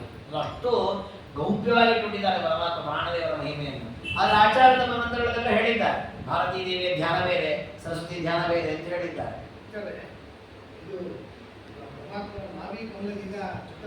ಅದು ಮುಂದೆ ಬರುತ್ತೆ. ಇದನ್ನು ಮುಂದಿನ ಸೃಷ್ಟಿ ಪದ್ಮ ಸೃಷ್ಟಿ ಆಗ್ಬೇಕು. ಪದ್ಮ ಸೃಷ್ಟಿ ಆದ್ರೆ ಅದು ಪಾತ್ಮಕಲ್ಪ ಅಂತ ಮುಂದೆ ಬರುತ್ತೆ. ಇದು ಅದಕ್ಕಿಂತ ಮೊದಲಾದ ಸೃಷ್ಟಿ. ಇದು ಬ್ರಹ್ಮಾಂಡ ಸೃಷ್ಟಿಯೂ ಆಗಿಲ್ಲ ಇನ್ನು. ಬ್ರಹ್ಮಾಂಡ ಸೃಷ್ಟಿಗಿಂತ ಮೊದಲು ಇದು ಬಹಳ ಇದೆ. 4-5 ಅಧ್ಯಾಯ ಆದ್ರೆ ಆ ಸೃಷ್ಟಿ ಬರುತ್ತೆ.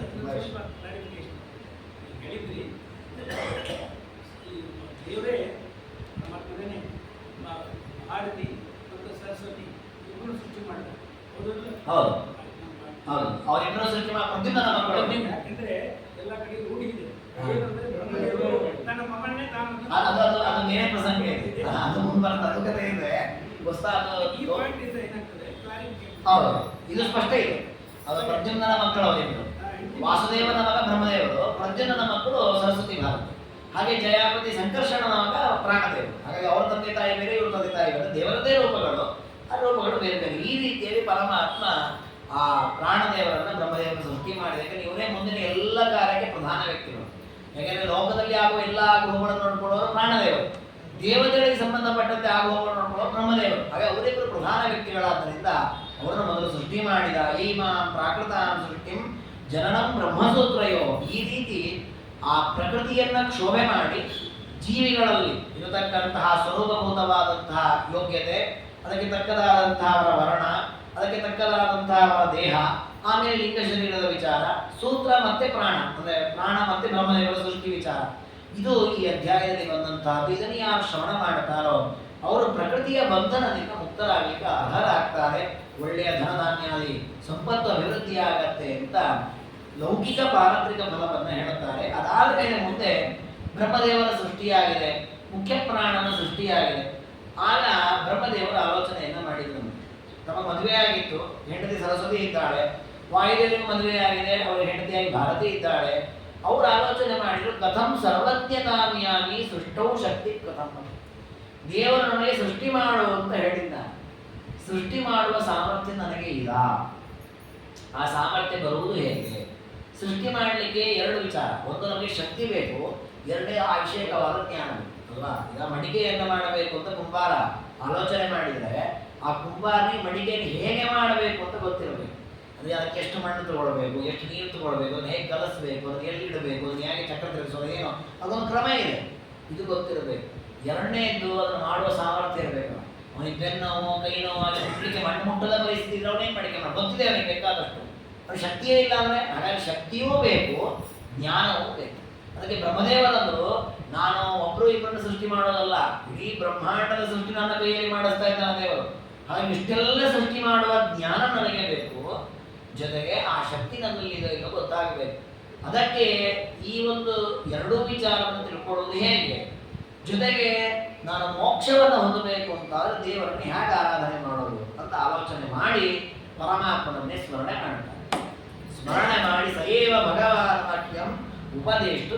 ಬ್ರಹ್ಮದೇವರ ಆಲೋಚನೆ ಮಾಡಿದ್ರು, ನನಗೆ ಬೇರೆಯವರು ಯಾರು ಉಪದೇಶ ಮಾಡ್ಲಿಕ್ಕೆ ಆಗೋದೇ ಇಲ್ಲ, ಇರೋ ದೇವರೊಬ್ಬರೇ, ಅವನನ್ನೇ ಪ್ರಾರ್ಥನೆ ಮಾಡೋಣ, ಅವನೇ ನನಗೆ ಮಾರ್ಗದರ್ಶನ ಮಾಡ್ತಾನೆ. ನನಗೆ ಈ ಸಾಮರ್ಥ್ಯ ಇದೋ ಇಲ್ವೋ, ನಾನು ಈ ಸೃಷ್ಟಿಯನ್ನು ಮಾಡಲಿಕ್ಕೆ ಯಾವ ದೇವರ ಉಪಾಸನೆ ಮಾಡಬೇಕು, ದೇವರ ಯಾವ ರೂಪವನ್ನು ಚಿಂತನೆ ಮಾಡಬೇಕು, ಎಲ್ಲ ದೇವರೇ ಉಪದೇಶ ಮಾಡಲಿ, ಅವನ ಉಪದೇಶದ ಅನುಗುಣವಾಗಿ ನಾವು ಪ್ರವೃತ್ತನಾದರಾಯಿತು ಅಂತ ಹೇಳಿ ಪರಮಾತ್ಮನನ್ನೇ ಆಲೋಚನೆ ಮಾಡುತ್ತಾರೆ. ಆಗ ಆ ಬ್ರಹ್ಮದೇವರಿಗೆ ಉಪದೇಶ ಕೊಡಬೇಕು ಅಂತ ಹೇಳಿ ಪರಮಾತ್ಮ ಹಯಗ್ರೀವ ರೂಪದಿಂದ ಅವರಿಗೆ ಪ್ರಕಟ ಮಾಡ್ತಾರೆ. ತಥೋ ಹಯಾಸ್ಯ ರೂಪೇಣ ತತ್ಸಮೀಪೆ ತದೈವದು. ಪರಮಾತ್ಮ ಆ ಕ್ಷಣದಲ್ಲಿ ಹಯಗ್ರೀವ ರೂಪದಿಂದ ಬ್ರಹ್ಮದೇವರಿಗೆ ಪ್ರಕಟನಾದ. ಆಗ ಬೇರೆ ಯಾರೂ ಇರಲಿಲ್ಲ, ಬ್ರಹ್ಮಾಂಡವೇ ಇರಲಿಲ್ಲ. ಕೇವಲ ಪರಮಾತ್ಮ, ಬ್ರಹ್ಮದೇವರು, ಸರಸ್ವತೀ ದೇವಿ, ಲಕ್ಷ್ಮೀದೇವಿ ಇದ್ದೇ ಇದ್ದಾರೆ ಪರಮಾತ್ಮನಿಗೆ, ವಾಯುದೇವರು, ಭಾರತೀದೇವಿ, ಇಷ್ಟೇ, ಇನ್ಯಾರಿಲ್ಲ. 3 ಜನ ದಂಪತಿಗಳಷ್ಟೇ, ಇನ್ಯಾರೂ ಇಲ್ಲ. ಆಗ ಬ್ರಹ್ಮದೇವರು ಪ್ರಾರ್ಥನೆ ಮಾಡಿದಾಗ ಪರಮಾತ್ಮನೇ ಹಯಗ್ರೀವ ರೂಪದಿಂದ ಬಂದ. ಹಯಗ್ರೀವದಿಂದ ಬಂದದ್ದನ್ನು ನೋಡಿ ಆಶ್ಚರ್ಯವಾಯಿತು, ಅದ್ಭುತವಾದ ಆ ದೇವರ ರೂಪ ನೋಡಿ ಸಾಷ್ಟಾಂಗ ನಮಸ್ಕಾರ ಮಾಡಿದ್ದಾರೆ. ವಿಸ್ಮಿತ, ಆಶ್ಚರ್ಯಪಟ್ಟಿದ್ದಾರೆ ಬ್ರಹ್ಮದೇವರು. ಅವ್ರಿಗೆ ಮೊದಲಿಗೆ ಏನು ಮಾತನಾಡಬೇಕು ಅಂತ ಗೊತ್ತೇ ಆಗಲಿಲ್ಲ. ದೇವರ ಹಯಗ್ರೀವ ರೂಪ ನೋಡಿ ಬಹಳ ಆನಂದ ಪಟ್ಟಿದ್ದಾರೆ, ಆಶ್ಚರ್ಯಪಟ್ಟಿದ್ದಾರೆ. ಅಷ್ಟೊತ್ತಿಗೆ ಆ ಬ್ರಹ್ಮದೇವರ ಹತ್ರ ಮುಖ್ಯ ಪ್ರಾಣದೇವರು ಬಂದಿದ್ದಾರೆ. ಇಬ್ಬರೂ ಕೂಡ ಕೈಯನ್ನು ಎತ್ತಿ ಸಾಷ್ಟಾಂಗ ನಮಸ್ಕಾರ ಮಾಡಿದ್ದಾರೆ ಹಯಗ್ರೀವ ದೇವರಿಗೆ. ವಿಷ್ಣುರೇವ ನಾಗತಃ. ದೇವರು ಹೇಳಿದ, ನೋಡಪ್ಪ, ನಾನು ವಿಷ್ಣುವೇ ಹಯಗ್ರೀವ ರೂಪದಿಂದ ಬಂದಿದ್ದೇನೆ. ಅದನ್ನು ಕೇಳಿ ಇಬ್ಬರಿಗೂ ಸಂತೋಷವಾಯಿತು. ಸಂತೋಷವಾಗಿ ಅಲ್ಲಿ ಲಕ್ಷ್ಮೀದೇವಿಯೂ ಇದ್ದಾರೆ, ಮುಖ್ಯ ಪ್ರಾಣದೇವರು ಬ್ರಹ್ಮದೇವರದ್ದು ಇದ್ದೇ ಇದ್ದಾರೆ, ಜೊತೆಗೆ ಅವರ ಹೆಂಡತಿಯರು ಸೇರಿಕೊಂಡು. ಆಗ ಪರಮಾತ್ಮ ಕೂಡಿಸ್ಕೊಂಡು, ಲಕ್ಷ್ಮೀರಪ್ಯಭವತ್ತಂದ್ರ ಸದಾ ಮತ್ಸೇವನೇರದ. ನಿತ್ಯದಲ್ಲಿ ತನ್ನ ಸೇವೆ ಮಾಡತಕ್ಕ ಲಕ್ಷ್ಮೀದೇವಿ ಅಲ್ಲೇ ಇದ್ದಾರೆ, ಪಕ್ಕದಲ್ಲಿದ್ದಾರೆ, ಹಯಗ್ರೀವದೇವರ ಪಕ್ಕದಲ್ಲಿ. ಬ್ರಹ್ಮಾಂಡ ಉಪವಿಶ್ಯ ಅಂದರೆ ಬ್ರಹ್ಮದೇವರ ಮುಂದೆ ಕೂಡಿಸ್ಕೊಂಡಂತೆ, ಅವರ ಪಕ್ಕಕ್ಕೆ ಮುಖ್ಯ ಪ್ರಾಣದೇವರು ಕೂಡಿಸಿದ, ಅವರ ಹಿಂದೆ ಅವರ ಹೆಂಡತಿಯರನ್ನು ಕೂಡಿಸಿದ. ಕೂಡಿಸಿ ಉಪದೇಶ ಆರಂಭ ಮಾಡಿದ್ದಾರೆ. ವೇದಾಶ್ಚೈವೋಪ ವೇದಾಂಶ ಸರ್ವಾನ್ ಅಧ್ಯಾಪಯಂ ಬ್ರಹ್ಮ. ವಸ್ತುತಃ ಬ್ರಹ್ಮದೇವರಿಗೆ ಸೃಷ್ಟಿಯ ಆರಂಭದಲ್ಲಿ ಎಲ್ಲವನ್ನು ಉಪದೇಶ ಮಾಡಿದ ಪರಮಾತ್ಮ ಹಯಗ್ರೀವ ರೂಪದಿಂದ ಅನ್ನೋ ಕಥೆ ಎಲ್ಲ ಕಡೆ ಹೇಳುತ್ತೆ. ಅದು ನಮಗೆ ಭಾಗವತದಲ್ಲಿ ಅಥವಾ ಬೇರೆ ಬೇರೆ ಗ್ರಂಥಗಳಲ್ಲೂ ಸಿಗತ್ತೆ. ಅದನ್ನು ಹೇಗೆ ಉಪದೇಶ ಮಾಡಿದ, ಏನೇನು ಉಪದೇಶ ಮಾಡಿದ ಅಂತ ಎಲ್ಲೂ ಸಿಗೋದಿಲ್ಲ. ಅದು ವಿಷ್ಣು ರಹಸ್ಯ ಹೇಳುತ್ತೆ. ಅಂದರೆ ಅಲ್ಲಿ ಕೂಡಿಸ್ಕೊಂಡದ್ದು ಹೇಳುತ್ತೆ. ಬ್ರಹ್ಮದೇವನ ಮೊದಲು ಕೂಡಿಸ್ಕೊಂಡಿದ್ದ, ಆಮೇಲೆ ಅವರ ಹೆಂಡತಿಯನ್ನು ಕೂಡಿಸಿ 4 ವೇದಗಳನ್ನು ಉಪದೇಶ ಮಾಡಿದ್ದ. ಆಮೇಲೆ ಉಪವೇದಗಳು ಅಂತ ಇದೆ, ಅಂದರೆ ವೇದಕ್ಕೆ ಸಂಬಂಧಪಟ್ಟದ್ದು. ಅದೇ ಅದು ದೇವಸ್ಥಾನಗಳಿಗೆ ಅರ್ಹತೆ ಇದೆ. ಯಾಕೆ ಶಚಿ ಪುರೋಮ ಮೊದಲಾದವರೆಲ್ಲ ವೇದದ ಮಂತ್ರದ ದ್ರಷ್ಟಾರವೇ ಆಗಿಬಿಟ್ಟಿದ್ದಾರೆ. ಅದನ್ನ ಆ ಸೂತ್ರದಲ್ಲಿ ಅದು ಅಪಶೂದ್ರಾಧಿಕರಣದಲ್ಲಿ ಮಧ್ವಾಚಾರ್ಯರು ಭಾಷ್ಯ ಬರೆಯುವಾಗ ಹೇಳಿದ್ದಾರೆ. ಈಗ ಶೂದ್ರರಿಗೆ ಅಥವಾ ಸ್ತ್ರೀಯರಿಗೆ ವೇದಾಧಿಕಾರ ಇಲ್ಲ ಅಂತ ಇದೆ. ಮತ್ತು ಹಾಗಾದರೆ ಶಚೀದೇವಿ ಅಥವಾ ದ್ರೌಪದಿ ದೇವಿ ಇವರೆಲ್ಲ ವೇದಗಳ ಉಚ್ಚಾರಣೆ ಮಾಡಿದ ಬಗ್ಗೆ ದಾಖಲೆ ಇದಲ್ಲ ಅಂದರೆ ಇಲ್ಲ. ದೇವತಾ ಸ್ತ್ರೀಯರು ಅವರಿಗೆ ಈ ನಿಯಮ ಇಲ್ಲ. ದೇವತಾ ಸ್ತ್ರೀಯರ ನಿಯಮವೇ ಬೇಡ, ಮನುಷ್ಯರ ನಿಯಮವೇ ಬೇರೆ. ಹಾಗಾಗಿ ನಮಗಾಗುವಾಗ ಆ ವ್ಯವಸ್ಥೆ ಇರುತ್ತೆ. ಹಾಗಾಗಿ ಇಲ್ಲಿ ಆಗುವಾಗ ಆ 4 ಜನರನ್ನು ಕೂಡಿಸಿಕೊಂಡು ಪರಮಾತ್ಮ ಉಪದೇಶ ಮಾಡಿದ. ಹೌದು, ವೇದಾಭಿಮಾನಿ ಭಾರತೀಯ ಸರಮಾನ ಅಧ್ಯಾಪಯಂ ಕ್ರಮ. ನೋಡಿ, ಪರಮಾತ್ಮ ಎಲ್ಲವನ್ನು ಪಾಠ ಮಾಡಿದ್ದಾನೆ, ವೇದಗಳನ್ನು ಉಪವೇದಗಳನ್ನು. ನಮ್ಮಲ್ಲಿ ಭಾಗವತದ ಮಂಗಲಾಚರಣೆಯಲ್ಲಿ ಈ ಕಥೆಯನ್ನು ಹೇಳ್ತೇವೆ ನಾವು. ಇಲ್ಲಿ ಆದಿಕವೈ ಮುಖ್ಯಂತಿ ಎಂ ಸೂರಯ ತೇನೇ ಬ್ರಹ್ಮ ಹೃದಯ ಆದಿಕವೈ. ಆದಿಕವಿ ಅಂದರೆ ಬ್ರಹ್ಮದೇವರು, ಅವರಿಗೆ ವೇದಾದಿ ಶಾಸ್ತ್ರಗಳನ್ನೆಲ್ಲ ಉಪದೇಶ ಮಾಡಿದ ಅಂತ. ಯಾವಾಗ? ಸೃಷ್ಟಿ ಆರಂಭದಲ್ಲಿ ಅಂತ. ಅದನ್ನ ಏನು ಉಪದೇಶ ಮಾಡಿದ, ಹೇಗೆ ಮಾಡಿದ ಅನ್ನೋ ವಿಚಾರ ಎಲ್ಲೂ ಸಿಗಲ್ಲ. ಅದು ವಿಷ್ಣು ರಹಸ್ಯ ಹೇಳಿದೆ. ಹಯಗ್ರೀವ ರೂಪದಿಂದ ಉಪದೇಶ ಮಾಡಿದ್ದು ವೇದಗಳನ್ನ. ಉಪವೇದಗಳು ಅಂದರೆ ಧನುರ್ವೇದ, ಗಾಂಧರ್ವ ವೇದ, ಆಯುರ್ವೇದ ಅಂತ ಅವು 4 ಇದೆ. ಆ 4 ವೇದಗಳನ್ನು ಉಪದೇಶ ಮಾಡಿದ. ಆಮೇಲೆ ಅದನ್ನ ಹೇಳ್ತಾರೆ ಗಾಂಧರ್ವಂ ಅರ್ಥಶಾಸ್ತ್ರಕಂ, ಅರ್ಥಶಾಸ್ತ್ರ ಅಂತ 4 ಆ ವೇದಗಳನ್ನು ಉಪದೇಶ ಮಾಡಿ, ಆಮೇಲೆ 6 ಅಂಗಗಳಿದೆ ವೇದಕ್ಕೆ ಸಂಬಂಧಪಟ್ಟ ಅಂಗಗಳು. ಶಿಕ್ಷಾ, ವ್ಯಾಕರಣ, ಛಂದಸ್ಸು, ನಿರುಕ್ತ, ಜ್ಯೋತಿಷ್ಯ, ಕಲ್ಪ ಅಂತ 6 ಅಂಗಗಳು. ಅದನ್ನೂ ಉಪದೇಶ ಮಾಡಿದ. ತಾತ್ಪರ್ಯ ಏನೆಲ್ಲ ಜ್ಞಾನ ಬೇಕು ಒಬ್ಬ ಸರ್ವಜ್ಞನಾಗಲಿಕ್ಕೆ ಅದಷ್ಟು ಉಪದೇಶ ಮಾಡಿದ.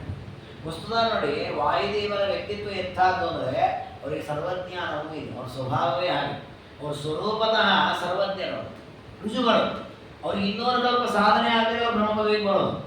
ಅದು ನಮಗೆ ಆ ಸಾಧನೆಯ ಕ್ರಮವನ್ನು ಹೇಳ್ತಾರೆ. ಇದರಲ್ಲೂ ಬರುತ್ತೆ ರುಜುಗಳ ಬಗ್ಗೆ ಸ್ವಲ್ಪ ವಿಚಾರ. ಹರಿಕಥಾಂಸಾರದಲ್ಲಿ ವಿಸ್ತಾರವಾಗಿ ಹೇಳಿದ್ದಾರೆ. ಅವರು 1 ಕಲ್ಪ 100 ವರ್ಷ ಬ್ರಹ್ಮದೇವರ ಆಯುರ್ಮಾನ ಏನಿದೆ, ಇಂಥದ್ದು 100 ಕಲ್ಪ ಸಾಧನೆ ಮಾಡಿ ಕಲ್ಕಿ ಪದವಿಗೆ ಬರ್ತಾರೆ. ಅಲ್ಲಿಂದ ಮತ್ತೆ 100 ಕಲ್ಪ ಸಾಧನೆ ಮಾಡಿ ಬ್ರಹ್ಮನ ಪದವಿಗೆ ಬರೋದು. ಹಾಗೆ ಎಷ್ಟು ಸಾಧನೆ ಮಾಡಿ ಆಗಿದೆ ಅವರು, ಎಷ್ಟು ಜ್ಞಾನ ಇದೆ ಅವರಿಗೆ. ಅಷ್ಟು ಜ್ಞಾನ ಇರುವಾಗ ಮತ್ತೆ ದೇವರು ಕೊಡಿಸ್ಕೊಂಡು ಮಮ್ಮಿನೇ ಹೇಳ ಬರೋ ಇದೊಂದು ಉಪದೇಶ ಮಾಡೋ ಅವಶ್ಯಕತೆ ಇದೆಯಾ? ಇಲ್ಲ.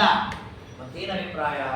ದೇವತೆಗಳು ಯಾವತ್ತೂ ಕೂಡ ಸರ್ವಜ್ಞರಾದರೂ ಕೂಡ, ಬ್ರಹ್ಮದೇವ ಸರ್ವಜ್ಞರಾದರೂ ಕೂಡ ದೇವರ ಮೂಲಕ ನಾನು ಸರ್ವಜ್ಞ, ನಾನು ಸ್ವಯಂ ಸ್ವತಂತ್ರ ಅಲ್ಲ. ನನ್ನ ಜ್ಞಾನ ಎಲ್ಲವೂ ಪರಮಾತ್ಮನ ಅಧೀನ. ಅವನು ಕೊಟ್ಟರೆ ಆ ಜ್ಞಾನ ಇದ್ದರೆ ಯಾವ ಜ್ಞಾನವೂ ಇಲ್ಲ ಅಂತ ತಿಳಿಸ್ಬೇಕ. ಇವತ್ತು ನಾವು ಹೇಳ್ತೀವಲ್ಲ, ಮಧ್ವಾಚಾರ್ಯರು ಇಲ್ಲೆಲ್ಲ ಉಪದೇಶ ಮಾಡಿ ಬದಲಿಗೆ ಹೋಗಿ ವಿದ್ಯಾರ್ಥಿಗಳು ಪಾಠ ಕೇಳ್ತಾ ಇದ್ದಾರೆ. ಅಲ್ಲಿ ನಾವೇ ಪಾಠ ಮುಗಿಸಿ ಮಂಗಳಾಗಿ ವಿದ್ವಾಂಸರಾಗಿಬಿಟ್ವಿ. ಮಧ್ವಾಚಾರ್ಯರು ಪಾಠ ಕೇಳ್ತಾರೆ ಅಂದ್ರೆ ಏನರ್ಥ? ಅವ್ರು ನಿನ್ನ ಪಾಠ ಮುಗಿಲಿಲ್ವಾ ಅಂದರೆ ಮಧ್ವಾಚಾರ್ಯರಿಗೆ ಸರ್ವಜ್ಞರೇ ಅವರು.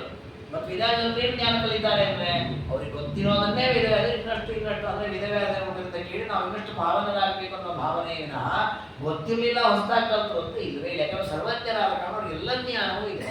ಹಾಗಿದ್ರೂ ಪರಮಾತ್ಮನ ಮುಖದಿಂದ ಶ್ರವಣ ಮಾಡಬೇಕು ಅಂತ ಶ್ರವಣವನ್ನು ಮಾಡಿದ್ದಾರೆ. ಜನ್ಮೈತದುದೀರ್ಘಂ ನ ಸಮ್ಯಕ್ ವಿವಿಧ ಪಶ್ಚಾತ್ ಬ್ರಹ್ಮಣಿ ಸ್ಥಿತ ಪ್ರಾಣೇ ಪ್ರಾಣೋ ಗಿರವು ವಾಣಿ ಸರಸ್ವತ್ಯಾಂ ಸರಸ್ವತಿ. ನೋಡಿ, ಪರಮಾತ್ಮ ಅವರಿಗೆ ಉಪದೇಶ ಮಾಡಿದ. ಉಪದೇಶ ಮಾಡಿ ಎಲ್ಲ ಜ್ಞಾನ ಕೊಟ್ಟ ಮೇಲೆ ದೇವರಂದ ಇದಿಷ್ಟೇ ಸಾಕಾಗೋದಿಲ್ಲ ಅಂತ ಹೇಳಿ ಅವರೊಳಗೆ ಪ್ರವೇಶ ಮಾಡಿದಂತೆ. ಬ್ರಹ್ಮದೇವರಲ್ಲಿ ಬ್ರಹ್ಮರೂಪದಿಂದ ಪ್ರವೇಶ ಮಾಡಿದ, ಸರಸ್ವತಿ ರೂಪದಿಂದ ಪ್ರವೇಶ ಮಾಡಿದ. ಯಾಕೆ ಅಂತಂದ್ರೆ ಅವರ ದೇಹದಲ್ಲಿ ಪರಮಾತ್ಮ ಪ್ರವೇಶ ಮಾಡಿದ್ದರಿಂದ ಅವರಲ್ಲಿ ದೇವರ ಸಾನ್ನಿಧ್ಯ ಜಾಸ್ತಿ ಆಗುತ್ತೆ. ಜ್ಞಾನ ಬಂದಾಗಲೂ ನಮಗೆ ದೇವರ ಸಾನ್ನಿಧ್ಯ ಬರುತ್ತೆ, ಅದು ಅಲ್ಪ. ದೇವರೇ ಪ್ರವೇಶ ಮಾಡಿದರೆ ಸಾನ್ನಿಧ್ಯ ಜಾಸ್ತಿ. ಅದಕ್ಕೆ ಪರಮಾತ್ಮ ಅವರೊಳಗೆ ಪ್ರವೇಶ ಮಾಡಿ ಆ ನಂತರ ಜಗತಾಂ ಬೀಜಭೂತಾಯೇ ಪಶವ ಕ್ರಿಮಿಕೀಟಕ. ಪರಮಾತ್ಮ ಆ ನಂತರ ಈ ಬ್ರಹ್ಮ ಮತ್ತೆ ಮುಖ್ಯ ಪ್ರಾಣಗಳ ಮೂಲಕ ಮುಂದಿನ ಸೃಷ್ಟಿಯನ್ನು ಮಾಡಬೇಕು ಅಂತ ಆಲೋಚನೆ ಮಾಡಿದ. ಅಥೋ ಮಾಂ ಸರ್ವನಾಮಾನಂ ತಥಾ ಸರ್ವಸ್ವರೂಪಿಣಂ ಸರ್ವೇ ವೇದ ವದಂತಿ ಮೇ ತಥಾ ತೈಸ್ತೈಶ್ಚ ನಾಮಭಿಃ. ಇಲ್ಲಿ ಒಂದು ಅಪೂರ್ವ ವಿಚಾರವನ್ನು ಪರಮಾತ್ಮ ಹೇಳ್ತಾರೆ. ಏನದು ಅಂದರೆ, ಬ್ರಹ್ಮದೇವರು ಕೇಳಿದಾಗ ಅವರಿಗೆಲ್ಲ ಉಪದೇಶ ಮಾಡಿದ ಪರಮಾತ್ಮ ಸರಸ್ವತಿ ಭಾರತೀಯರೆಲ್ಲ ಕೂತು ಕೇಳಿಸಿಕೊಂಡ್ರು. ಆ ಉಪದೇಶವಾದ ಪರಮಾತ್ಮ ಅವರೊಳಗೆ ಪ್ರವೇಶ ಮಾಡುವಾಗ ಅದೇ ಹೆಸರಿನಿಂದ ಪ್ರವೇಶ ಮಾಡಿದ. ಬ್ರಹ್ಮದೇವರಲ್ಲಿ ಬ್ರಹ್ಮ ಅನ್ನೋ ಹೆಸರಿನಿಂದ ಪ್ರವೇಶ ಮಾಡಿದ. ಸರಸ್ವತಿಯಲ್ಲೂ ಹಾಗೆ. ಹೀಗೆ ಪರಮಾತ್ಮ ಕೇವಲ ಆ 4 ಜನರಲ್ಲಿ ಮಾತ್ರ ಅಲ್ಲ, ಮತ್ತೆ ಯಾರೆಲ್ಲ ಜೀವಿಗಳು ಅಂತಿದ್ದಾರೆ ಅವರೆಲ್ಲರೊಳಗೂ ಪರಮಾತ್ಮ ಪ್ರವೇಶ ಮಾಡಿ. ಅದಕ್ಕೆ ಹೇಳ್ತಾರೆ ದೇವಾಶ್ಚ ಋಷಿಗಂಧರ್ವ ನಾನಾ ದೇಹದ ರಾಶಿ. ಇನ್ನು ಸೃಷ್ಟಿಗೆ ಬಂದಿಲ್ಲ ಇವರೆಲ್ಲ, ದೇವರ ಒಂದರಲ್ಲೇ ಇದ್ದಾರೆ. ಆ ಜೀವರ ಶರೀರದ ಒಳಗೂ ಒಂದೊಂದು ರೂಪದಿಂದ ಪ್ರವೇಶ ಮಾಡಿದ್ದ. ದೇವತೆಗಳಲ್ಲಿ ಇನ್ನು ದೇವರಿದ್ದಾರೆ, ಇಂದ್ರ ಅನ್ನೋ ಹೆಸರಿನಿಂದ ಪ್ರವೇಶ ಮಾಡಿದ. ಚಂದ್ರನಲ್ಲಿ ಚಂದ್ರ ಅನ್ನೋ ಹೆಸರಿನಿಂದ, ಎಲ್ಲ ಜೀವಿಗಳಲ್ಲಿಯೂ ಆ ಹೆಸರಿನಿಂದ ಪರಮಾತ್ಮ ಪ್ರವೇಶ ಮಾಡಿದ. ಹಾಗಾದ್ರೆ ಯಾವುದೇ ಹೆಸರು ತಗೊಂಡ್ರು ಯಾರ ಹೆಸರಾಯ್ತದು? ದೇವರ ಹೆಸರು. ಅದಕ್ಕೆ ದೇವರು ಹೇಳಿದ ಅಥೋ ಮಾಂ ಸರ್ವನಾಮಾನಂ, ನನ್ನನ್ನು ಎಲ್ಲ ಹೆಸರಿನಿಂದ ಕರೀತಾರೆ. ಯಾಕೆಂದ್ರೆ ಎಲ್ಲ ಹೆಸರಿನ ರೂಪ ನನ್ನದಿದೆ. ಎಲ್ಲಿದೆ? ಆ ವ್ಯಕ್ತಿಗಳೊಳಗೆ ಇದೆ. ಸರ್ವೇ ವೇದಾವಂತಿ ಮೇ ತಥಾ ತೈಸ್ತೈಶ್ಚ ನಾಮಿ. ಅದಕ್ಕೆ ಎಲ್ಲ ವೇದಗಳು ನನ್ನ ಮಹಿಮೆಯನ್ನು ಕೊಂಡಾಡುತ್ತೆ. ಅದಕ್ಕೆ ವೇದದಲ್ಲೇ ಬಂದ ಮಾತು ಸರ್ವೇ ವೇದ ಯತ್ ಪದಮಾಮನಂತಿ ತಪಾಂಸಿ ಸರ್ವಾಣಿ ಚ ಯದ್ವದಂತಿ. ಸರ್ವೇ ವೇದ, ಎಲ್ಲ ವೇದದ ಮಂತ್ರಗಳು ಪರಮಾತ್ಮನನ್ನೇ ಹೇಳೋದು. ನೋಡಿ, ಇದು ವಿಚಾರವು ಮಧ್ವ ಸಿದ್ಧಾಂತಕ್ಕೆ ಅತ್ಯಂತ ಪ್ರಮಾಣಭೂತವಾಗಿ ಕೊಟ್ಟಿದೆ ಈ ವಾಕ್ಯ. ಯಾಕೆಂದ್ರೆ ವಸ್ತುತಃ ವೇದಗಳಲ್ಲಿ ಸರ್ವೇ ವೇದ ಯತ್ ಪದಮಾಮನಂತಿ ಅಂತ ವಾಕ್ಯ ಇದೆ. ಗೀತೆಯಲ್ಲಿ ಕೃಷ್ಣದೇವರು ಹೇಳಿದ್ದಾನೆ ವೇದೈಶ್ಚ ಸರ್ವೈರಹಮೇವ ವೇದ್ಯ, ಎಲ್ಲ ವೇದ ಮಂತ್ರಗಳಿಂದ ನಾನೇ ಪ್ರತಿಪಾದ್ಯ ಅಂತ ಹೇಳಿದ್ದಾನೆ. ಇಷ್ಟಾದರೂ ಕೂಡ ಮಧ್ವಾಚಾರ್ಯರನ್ನು ಬಿಟ್ಟು ಉಳಿದವರೆಲ್ಲ ವ್ಯಾಖ್ಯಾನ ಮಾಡಿದ್ದು ಹೇಗೆ ಅಂದ್ರೆ, ವೇದಗಳಲ್ಲಿ ಸ್ತೋತ್ರ ರೂಪವಾದ ಮಂತ್ರಗಳೇನಿದೆ ಅದರಲ್ಲಿ ವಿಷ್ಣು ಸೂಕ್ತ ಮೊದಲಾದ ಸ್ತೋತ್ರಗಳು ಮಾತ್ರ ವಿಷ್ಣುವನ್ನ ಹೇಳುತ್ತೆ. ವೇದದಲ್ಲಿ ಉದಾಹರಣೆ ನೋಡಿ, ಆಹಾರ ಸಂಧ್ಯಾನುಪಾಸೀತ ಅಂತ ಒಂದು ವಾಕ್ಯ ಇದೆ. ನೀವು ಹಗಲಿನಲ್ಲಿ ಮಧ್ಯಾಹ್ನ ಸಾಯಂಕಾಲಿಗೆ ಸಂಧ್ಯಾಕಾಲದಲ್ಲಿ ಸಂಧ್ಯಾವಂದನೆ ಮಾಡಿ ಜ್ಯೋತಿಷ್ಠೋಮೇನ ಸ್ವರ್ಗ ಕಾಮೋ ಯಜೇತ ಅಂತ ಒಂದು ವಾಕ್ಯ ಇದೆ. ಸ್ವರ್ಗವನ್ನ ಬೇಕು ಅನ್ನುವ ಜ್ಯೋತಿಷ್ಠೋಮಯಾಗ ಮಾಡಿ ಅಂತಿದೆ. ಈ ವಾಕ್ಯಗಳು ದೇವರನ್ನು ಹೇಳಲ್ಲ, ಕರ್ಮವನ್ನು ಹೇಳತ್ತೆ ಅಂತ ಹೋಗುವಾಗ ಅದಕ್ಕೆ ಅದನ್ನು ಕರ್ಮಕಾಂಡ ಅಂತ ಕರೆ. ಅದರ ಆಚಾರಗಳು ಇಲ್ಲ. ಜ್ಯೋತಿಷ್ಠೋಮ, ಸ್ವರ್ಗಕಾಮ, ಯಜೇತ, ಅಹ, ಸಂಧ್ಯಾ, ಉಪಾಸೀತ ಈ ಶಬ್ದಗಳು ದೇವರನ್ನೇ ಹೇಳುತ್ತೆ. ಆ ಅರ್ಥ ಮಾಡೋದು ನಿಮ್ಗೆ ಗೊತ್ತಿಲ್ಲ, ಅದಕ್ಕೆ ನೀವು ಅದೆಲ್ಲ ಅಲ್ಲ ಅಂತ ಹೇಳ್ತೀರಷ್ಟೇ. ಹೊಸ ಆ ಶಬ್ದಗಳು ದೇವರನ್ನೇ ಹೇಳುತ್ತೆ. ಇನ್ನು ಅಗ್ನಿವೀಣೆ ಪುರೋಹಿತ ಇತ್ಯಾದಿ ವಾಕ್ಯಗಳಲ್ಲಿ ಅಗ್ನಿಯ ಸ್ತೋತ್ರ, ಸೂರ್ಯನ ಸೂಕ್ತ, ಅಲ್ಲಿ ಆ ದೇವತೆಗಳ ಪ್ರತಿಪಾದ್ಯ ಅಂತ ಉಳಿದವರ ಆಚಾರ್ಯರು ಆ ಮಂತ್ರಗಳು ದೇವರನ್ನೇ ಹೇಳುತ್ತೆ. ನೋಡಿ, ಆಚಾರ್ಯರು ವೇದದ ಎಲ್ಲ ಮಂತ್ರಗಳು, ಎಲ್ಲ ಪದಗಳು, ಎಲ್ಲ ಅಕ್ಷರಗಳು ಪರಮಾತ್ಮನ ಹೇಳುತ್ತೆ ಅಂತ ಪ್ರತಿಪಾದನೆ ಮಾಡಿದ್ದಾರೆ.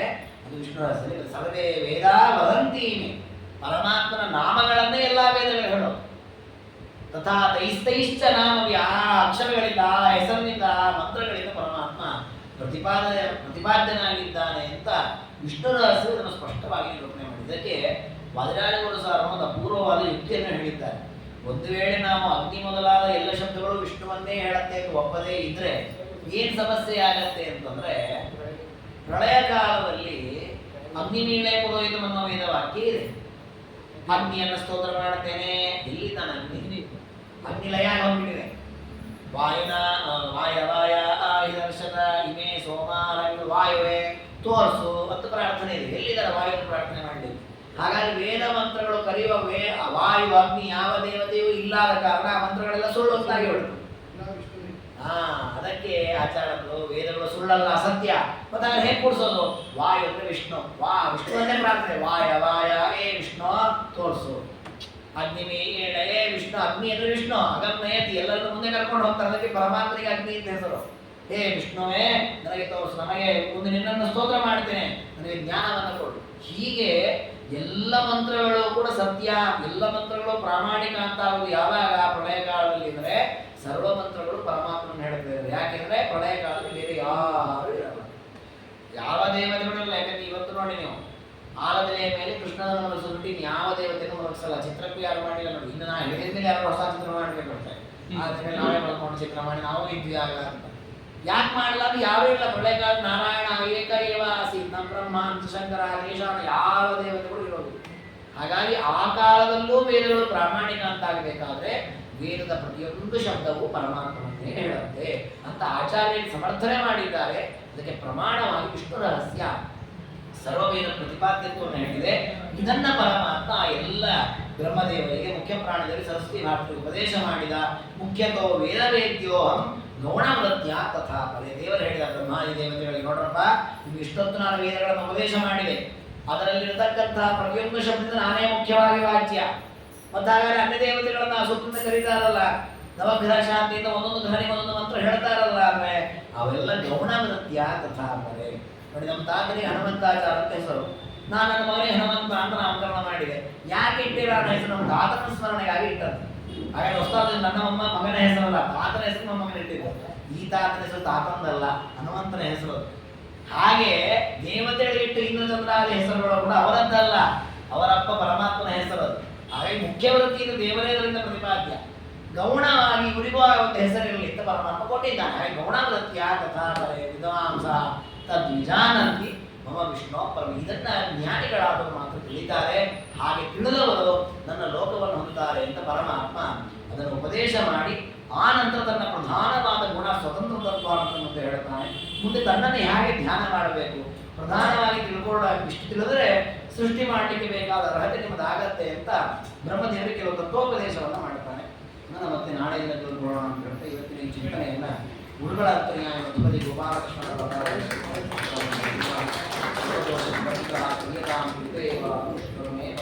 ಶ್ರೀಕೃಷ್ಣ